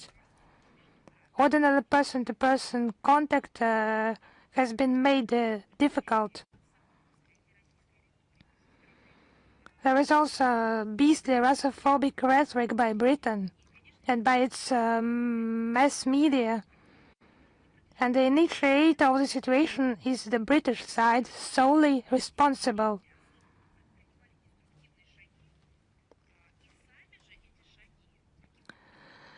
For decades, destructive steps have deliberately been taken and loudly publicized. They have been so proud of them.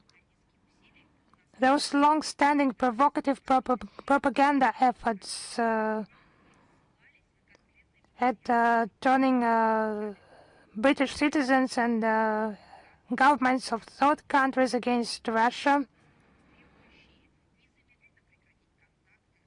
Some demands to sever contacts, to stop the implementation of agreements, and to dismantle the military and diplomatic communication channels.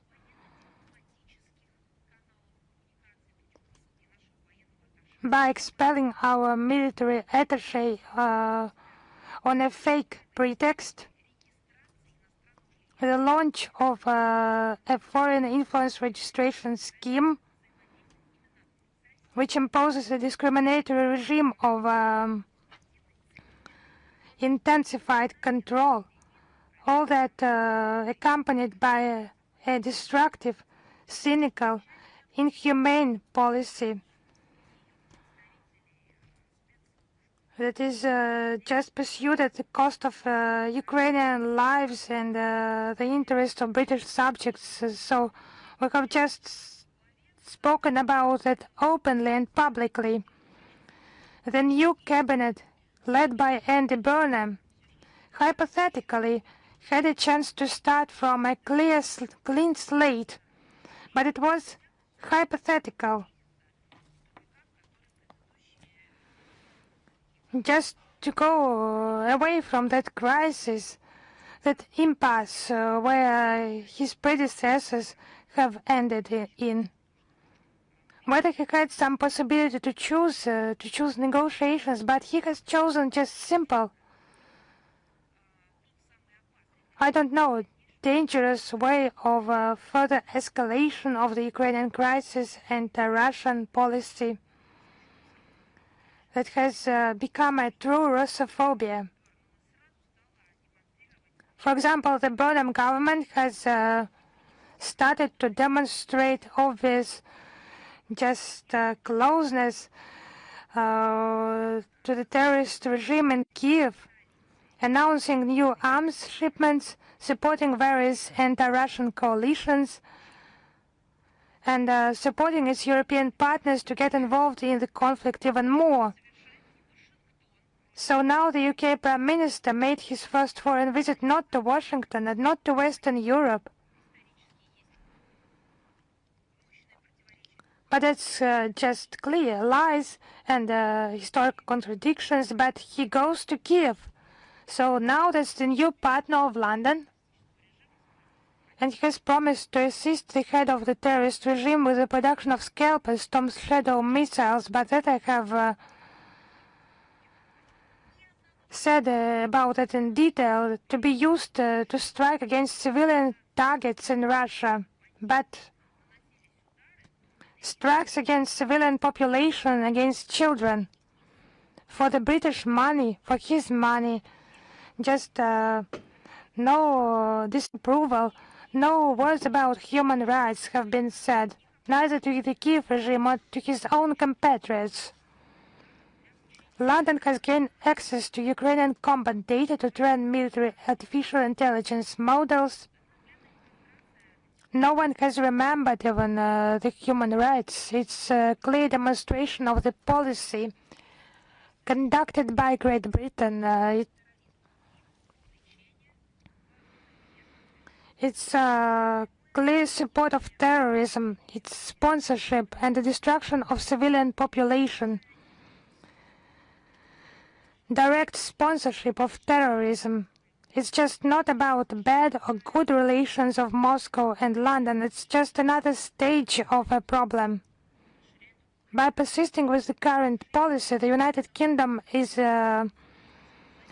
violating its international legal obligations and facilitating the proliferation of dangerous military technologies across the continent and the entire globe.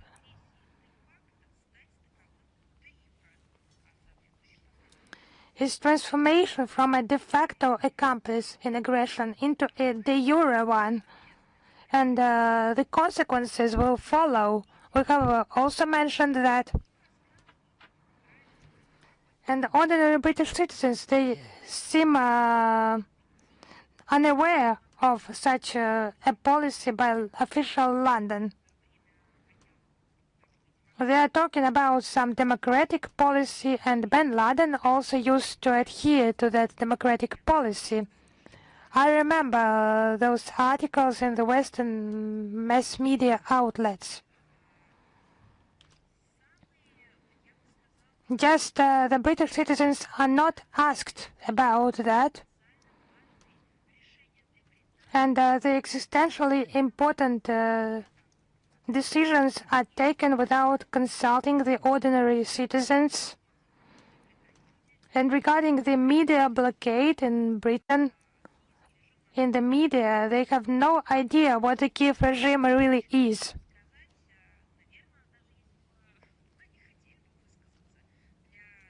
I would like to highlight once again, even if they had expressed some views for Downing Street, that would be of no importance at all. By being one of the oldest democracies, Britain has just lost all that, and Burnham had received some mandate for that escalation. And how he has been elected, how he came to power, there has been no mandate through a direct election for him. Now that's the British establishment, the magnates of military-industrial complex and the moral start-uppers in the high-tech sphere. They are just celebrating while London politicians score points among their own kind on the international stage and convince their own population of the existence of some mythical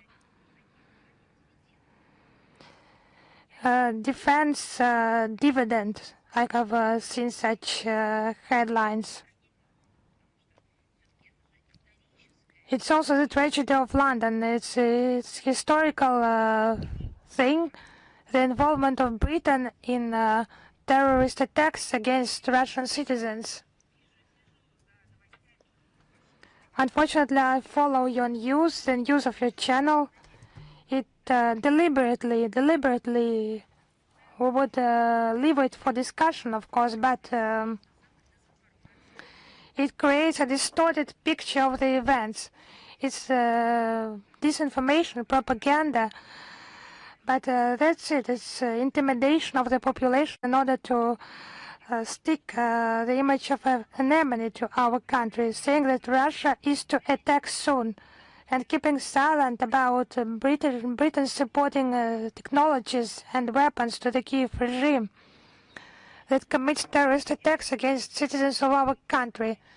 And the British mass media just collectively destroy the standards of independent journalism. They used to be proud of them, but now, in fact, they just abandon them. They do not doubt those unjustified statements by the authorities about the alleged Russian threat. We're talking about militants of Azov, for example. They clearly forgot that they recently were talking about the neo-Nazi nature of these formations, or just remember, for example, how they talked, how they praised the atrocities of Banderites. That cannot provoke anything but condemnation, because it's a criminal activity. Take cyber fraud, terrorist attacks, recklessness of Ukrainian militants. All of this is covered in one and only way.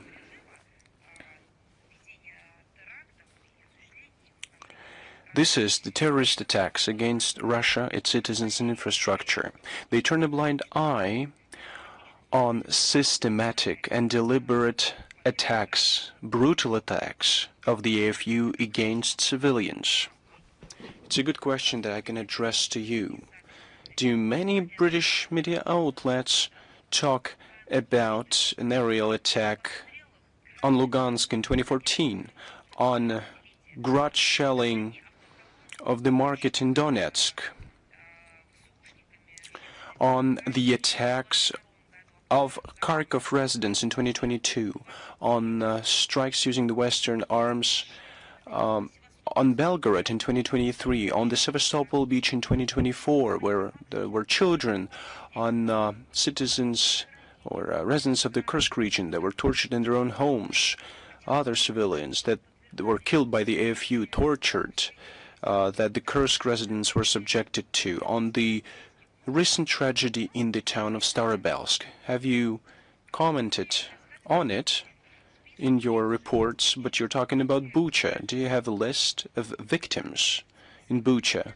Can you provide names, full names, places of their burial? No, you can't.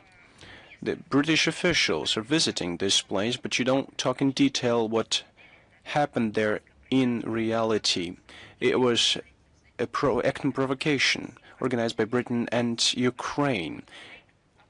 And these countries propagated the disinformation about Bucha because they wanted to disrupt the 2022 negotiations. And Boris Johnson, the then Prime Minister, reported on to Zelensky.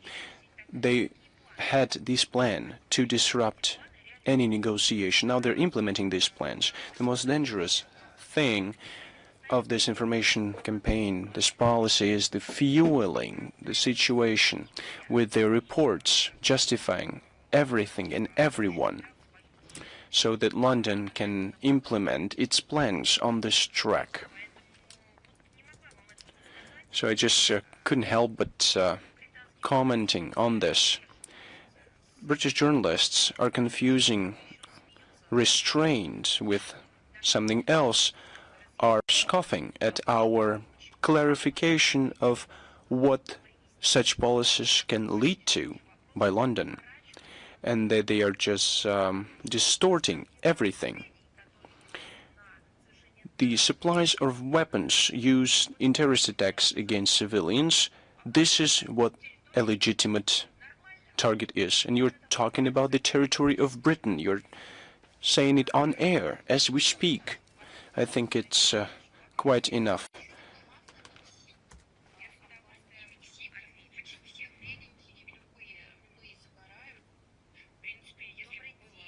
Good afternoon. I'd like to apologize. I'd like to clarify. It's just I've heard just some comment from another journalist. But do you have any other questions to me today? Any additional questions? Some follow-up questions, maybe? Maybe you can say something to the new prime minister. You think it hasn't been enough? And the question is, can you deliver any messages to the new prime minister? Well, I've done enough. Well, thank you. Thank you. If you wish, we can provide you with more information on the matters that are of interest to you. If you are willing to receive this information, you're brave enough to report on it. Do we have a news front with us? Just one question, Madam Zakharova. Good afternoon. If I don't sound quite clear, I apologize. I've just been to the dentist. The Finnish president called upon the Western countries to elevate the economic power.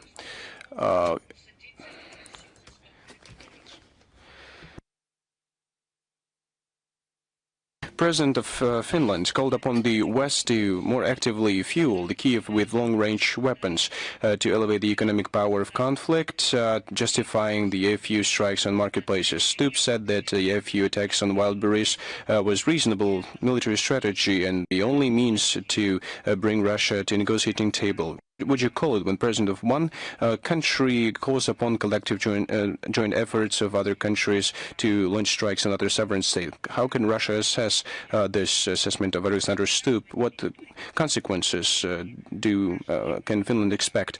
Well, Mr. Medvedev has already said that it is not acceptable if the head of the state says something like that, and he's not showing respect to the people that elected him.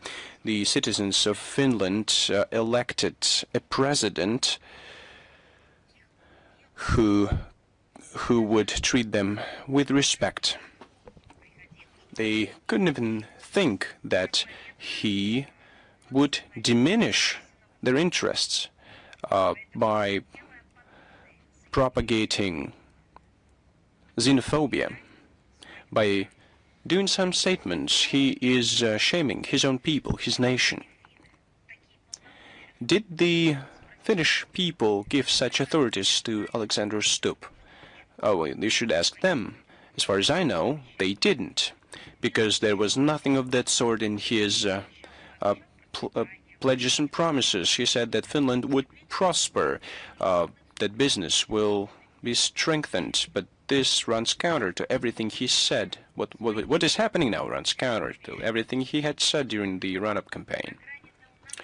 This is a monstrous, bordering with neo-Nazism stances propagated in the media of Finland, and they don't even notice how vulgar it is and how incompatible it is with the position that he's now in. He promotes this position at multilateral platforms when talking to his allies.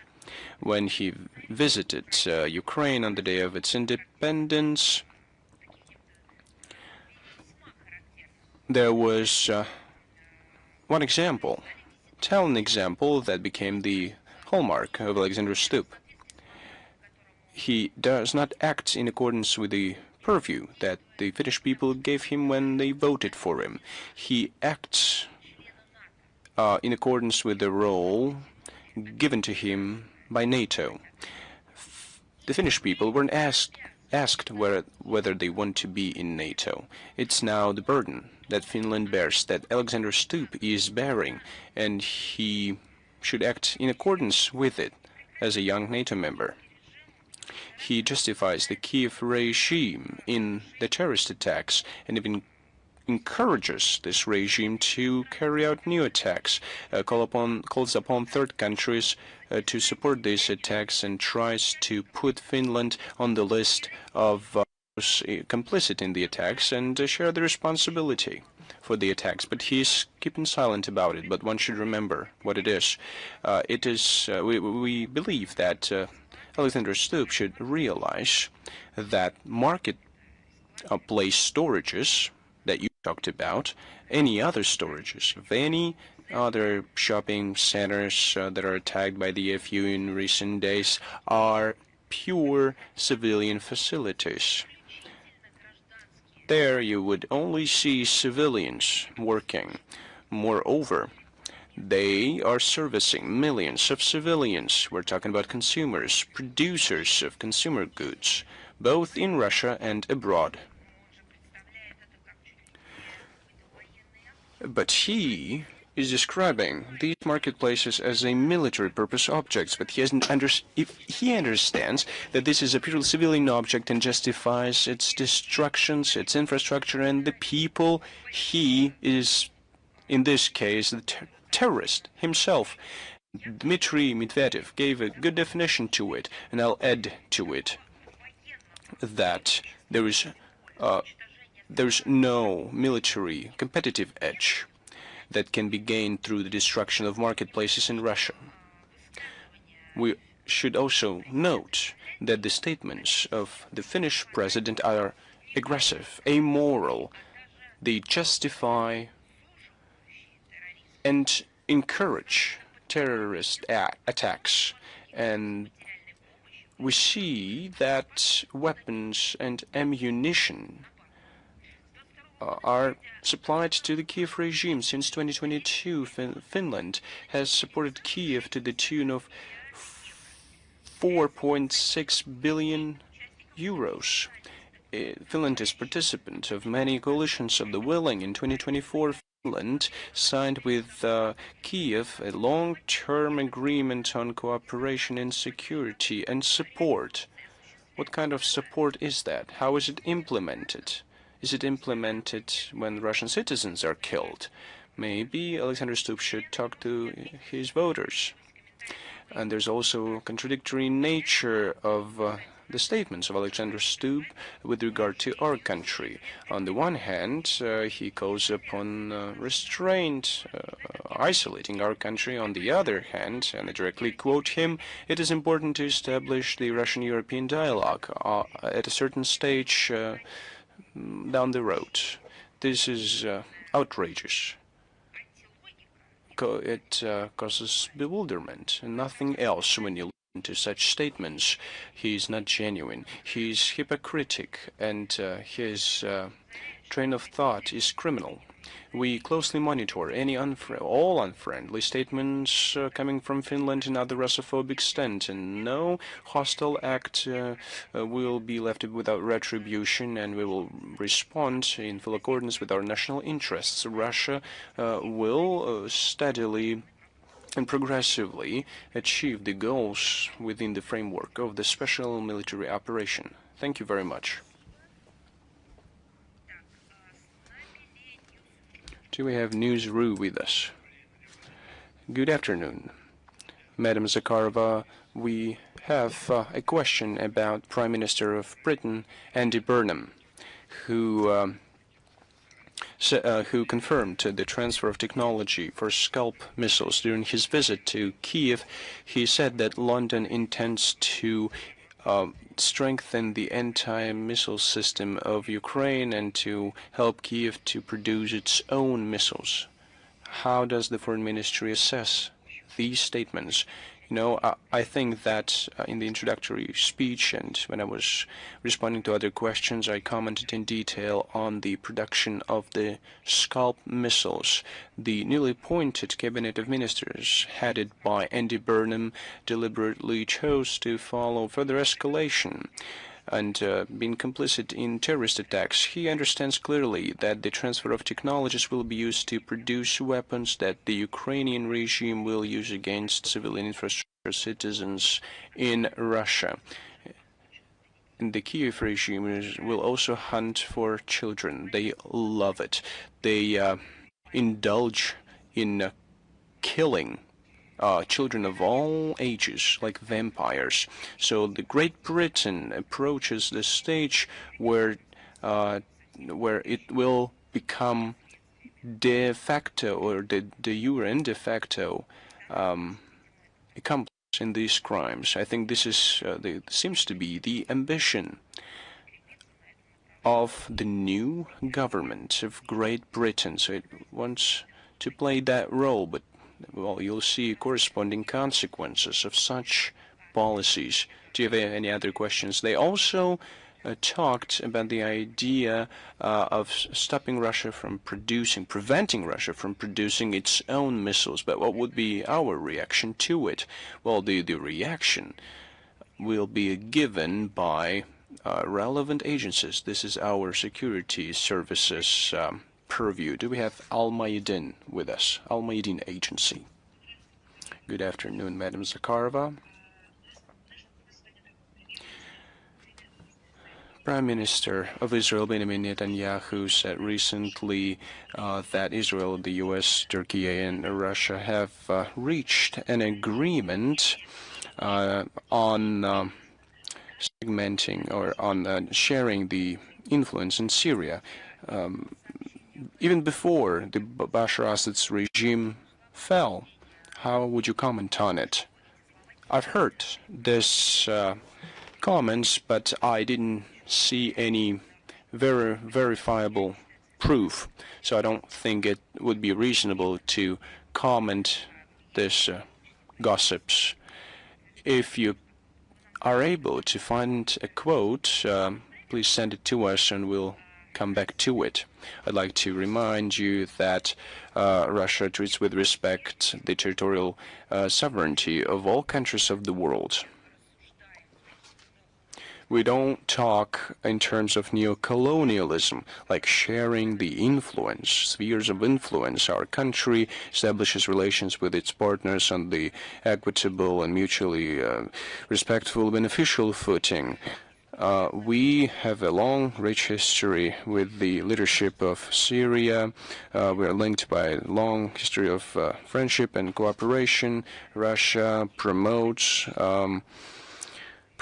the idea where territory of Syria is not used as an arena for geopolitical cooperation or some kind of other games between other countries. We think that the common responsibility of our constructive states in the region of the Middle East and beyond to avoid any steps that can provoke another round of escalation in Syria. We believe that it is necessary to consolidate international efforts to help Damascus to recuperate and reach sustainable normalization. Thank you. Thank you very much. We have the Verelk Agency with us. Good afternoon, Madam Zakharova.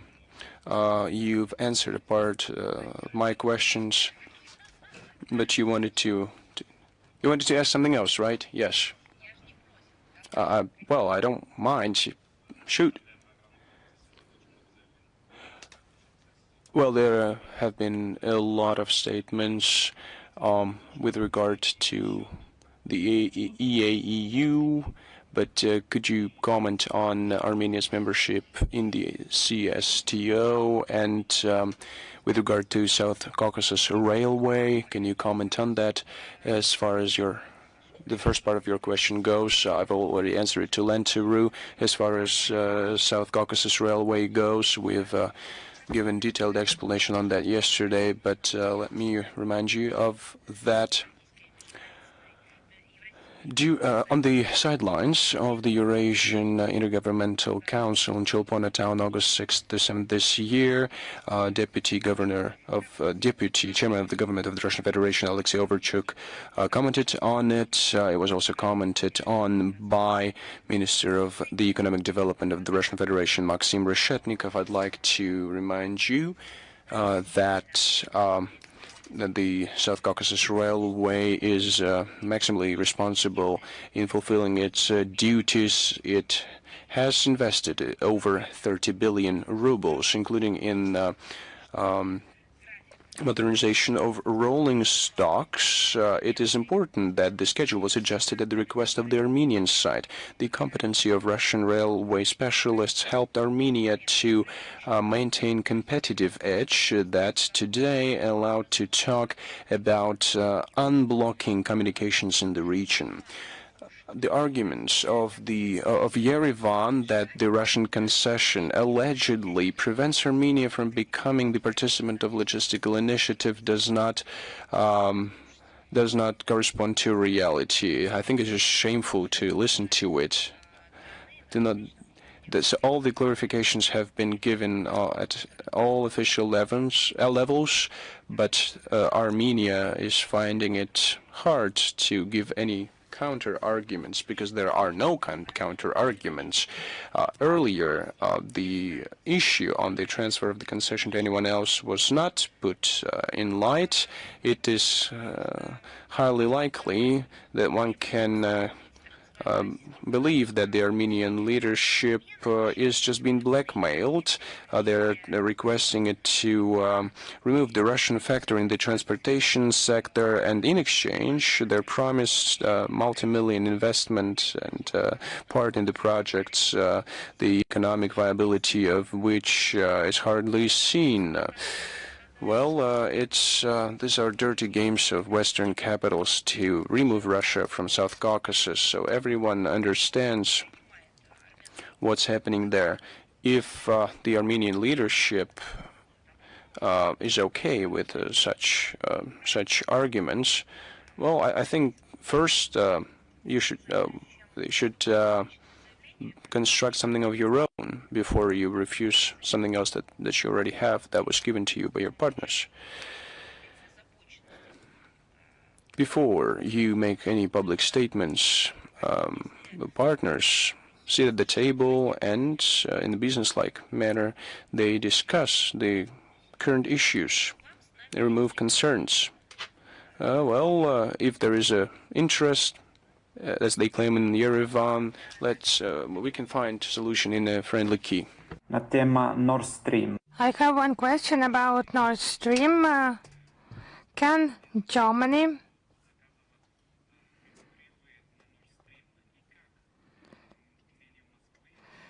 identify those who have commissioned those attacks against Nord Stream, and how do you think should Europe react if there is proof of Ukraine's involvement?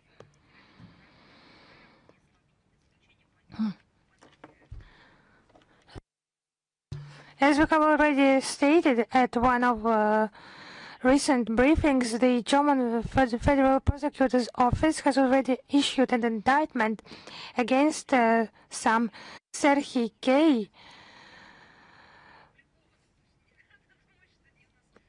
for collaborating some documents. You should not think that we have received it by some illegal means. No. As stated by the Ukrainian prosecutors, that he committed that crime, and one of his accomplices has also been detained recently in Croatia. This investigation is underway for as much as 4 years, and we continue to support the punishment for its perpetrators and for those who have commanded that attack. We have done our best for this investigation to be international, transparent, as they like to say in the West, and conducted by specialists and not by politicians. We have proposed to conduct this investigation under the auspices of the UN, and that has been done at the UN Security Council meeting by Mr. Nebenze. But who was against that? Germany's Western allies, and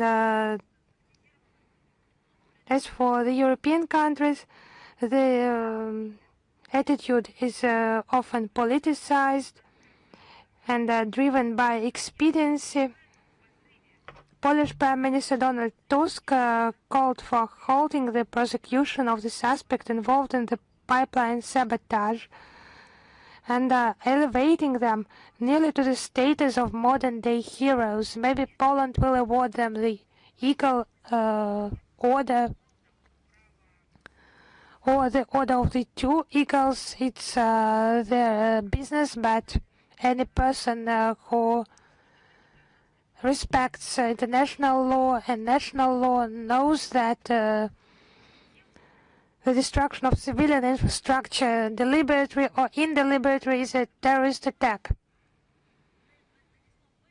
Investigation of such a terrorist attack that has brought so much environmental damage to the Baltic Sea.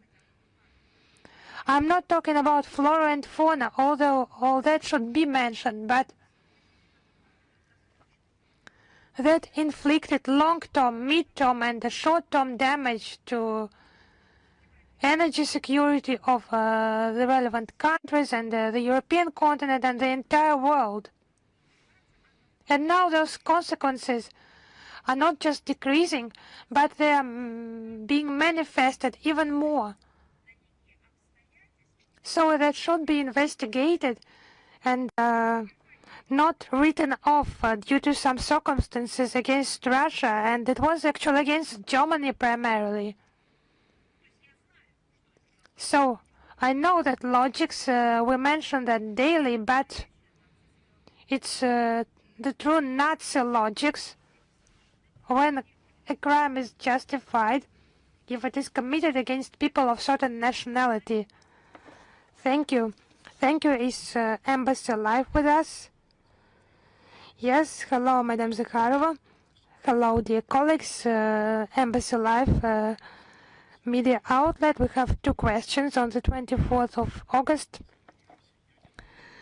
Zelensky called on China to use its influence to cool the ardor, as they say, of Russian President Vladimir Putin amidst renewed nuclear rhetoric.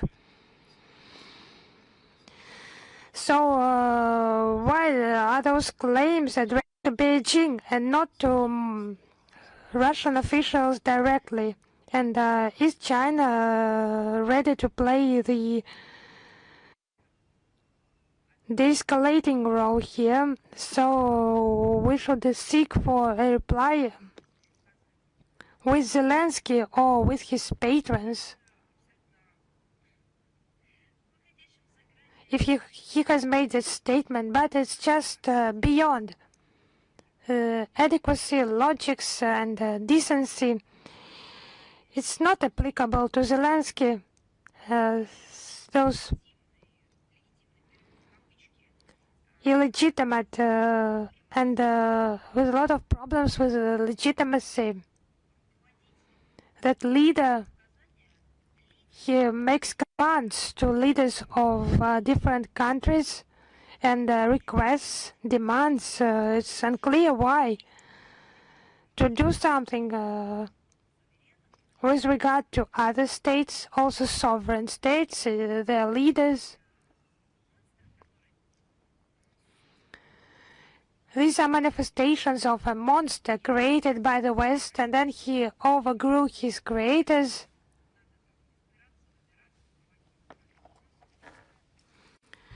Because the creators, they need to be elected, they need to hold elections, but he has cancelled elections for himself.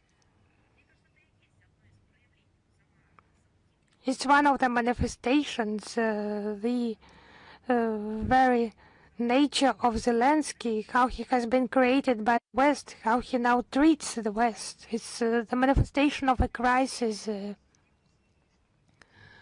of international relations, of the global system today, that is possible today. They used to create some terrorist beasts locally.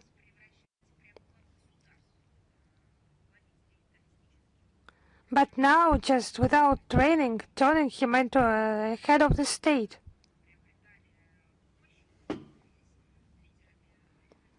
Then gaining power and being the leaders of the international terrorist community, but now they aspire to turn the president of a state into an international terrorist. Of course, it's something new in the approaches of the West and the crisis of the global system today.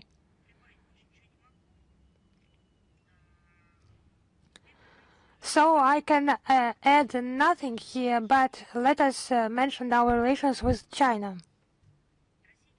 Russia and China have are conducting independent and global foreign policy.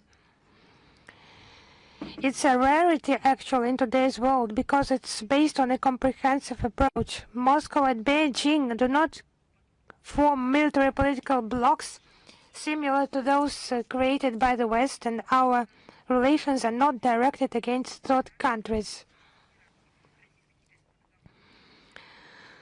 All that is enshrined in the clear legal framework of the Russian-Chinese Treaty of Good Neighborliness, Friendship and Cooperation, the 25th anniversary of which we are marking this year. We do appreciate that Beijing maintains a balanced position regarding the events in Ukraine, has a clear understanding of the conflict's root causes, and has always advocated the assistance to peaceful solution. That's the assistance that Zelensky and his puppet masters lack. They obstruct a comprehensive and long-term resolution to the crisis. But that's actually weird for Zelensky even, that he even had the determination for such statements. Relations being at the highest historical level and are based on equal treatment, and it is in contrast with this subordination of the Kiev junta to its Western curators. So my next question, how would you comment on the statements by Azerbaijan Ambassador Rahman Mustafayev on the negative background surrounding Azerbaijan in the Russian media space? Actually, I can quote a positive background for Azerbaijan created by Sputnik information agency. It's not just an example of quality journalism, but an example of participation in the creation of, so to say, constructive background and information media background to facilitate international relations. There were no questions raised by the Azerbaijan side there, but unfortunately the Azerbaijan side closed. Actually, it's not correct to say they stopped the work of this media outlet on the territory of their country, but how they treated journalists, you know. Thank God they came back home after so much time of imprisonment. But I have quoted this example. The specific area has been created in the coverage. It was professional work aimed at facilitation of the development of bilateral relations. No questions there on the agenda. On the news and events held by that information agency, it was closed by the relevant forces in Baku. They voiced their own position there, with which we could not agree. So what can we say? We regularly transfer materials to the Azerbaijan side. Blogging sphere with anti-Russian materials, inconsistent with reality, and it's not criticism, not a point of view. It's just some madness under the guise of objectiveness. And Azerbaijan is aware of that. We have many consultations, many contexts. We raise those issues, we exchange the relevant materials, and I'm sure the Azerbaijan ambassador in Moscow is well aware of how we facilitate in those issues of lies, distortion of the facts, or unworthy materials with regard to a sovereign state, the state of Azerbaijan. But I would repeat once again, it was created, it used to work well, perfectly. That observer of information space, it was a constructive and dignified stance, but unfortunately it was closed. Thank you. So I can only agree that the situation in the media sphere, it needs to be rectified. And we once again call upon the Azerbaijan side to discuss the problems accumulated, to find some ways to resolve them. We regularly do that.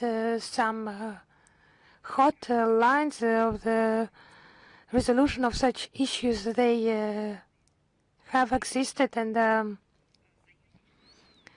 that approach would be in accordance with the letter and spirit of the declaration signed in 2022 on the 22nd of February by the presidents of our countries. And in Russia, working constructively, representatives of Azerbaijan media, STV, Real TV, Telegraph Agency, Azertaj,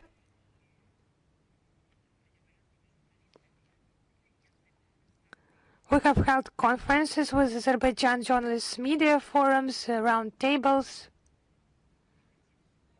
So you understand all that it can be developed and it should be developed in this area, and all the questions, issues that arise should be resolved with mutual respect and constructively. So I'm sure that the Azerbaijan ambassador, the incumbent and the previous one, they just know about this constructive interaction experience. Thank you. Thank you. Is Bolt News with us, if that's it for you? Yes, hello, Madam Zakharova. The colleagues have already asked a similar question, and you have replied in detail. Thank you very much. Thank you, dear colleagues. Goodbye to you then. And as far as I understand, the next briefing will be held in Vladivostok on the sidelines of the Economic Forum. So, prosperity to you. See you again.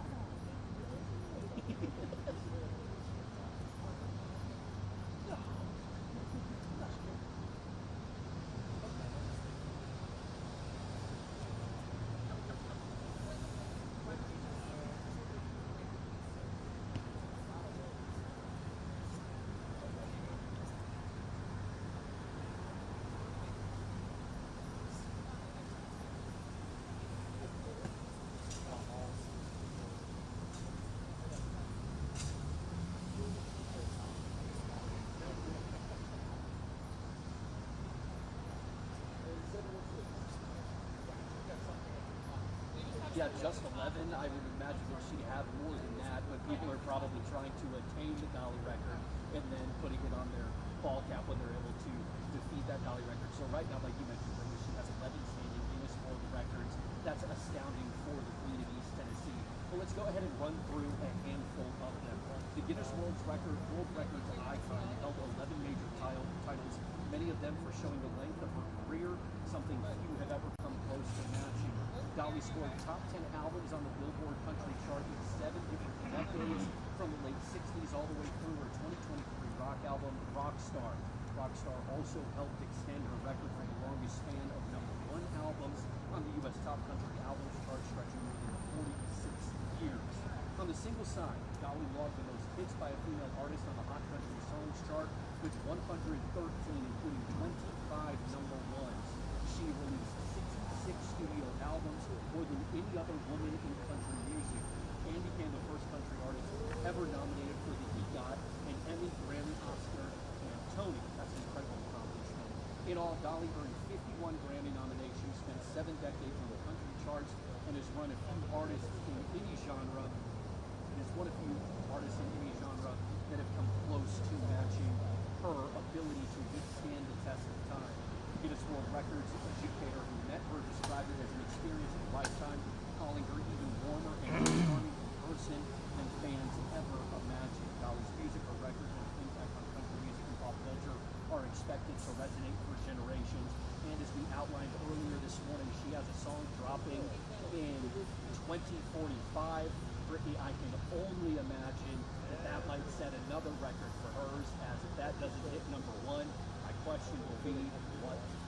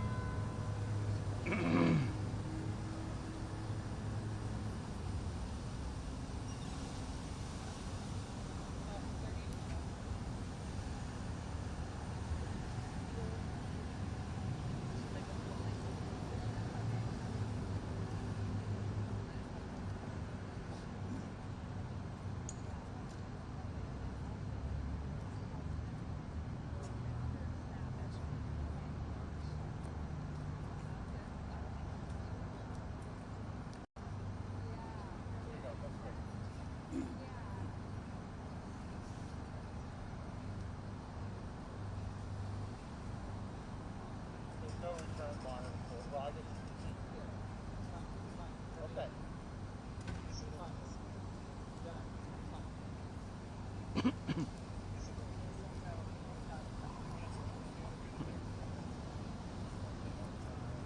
we're live outside the Superior County Courthouse as we continue to recognize the life and legacy of Dolly Parton after she died Tuesday at Thanksgiving.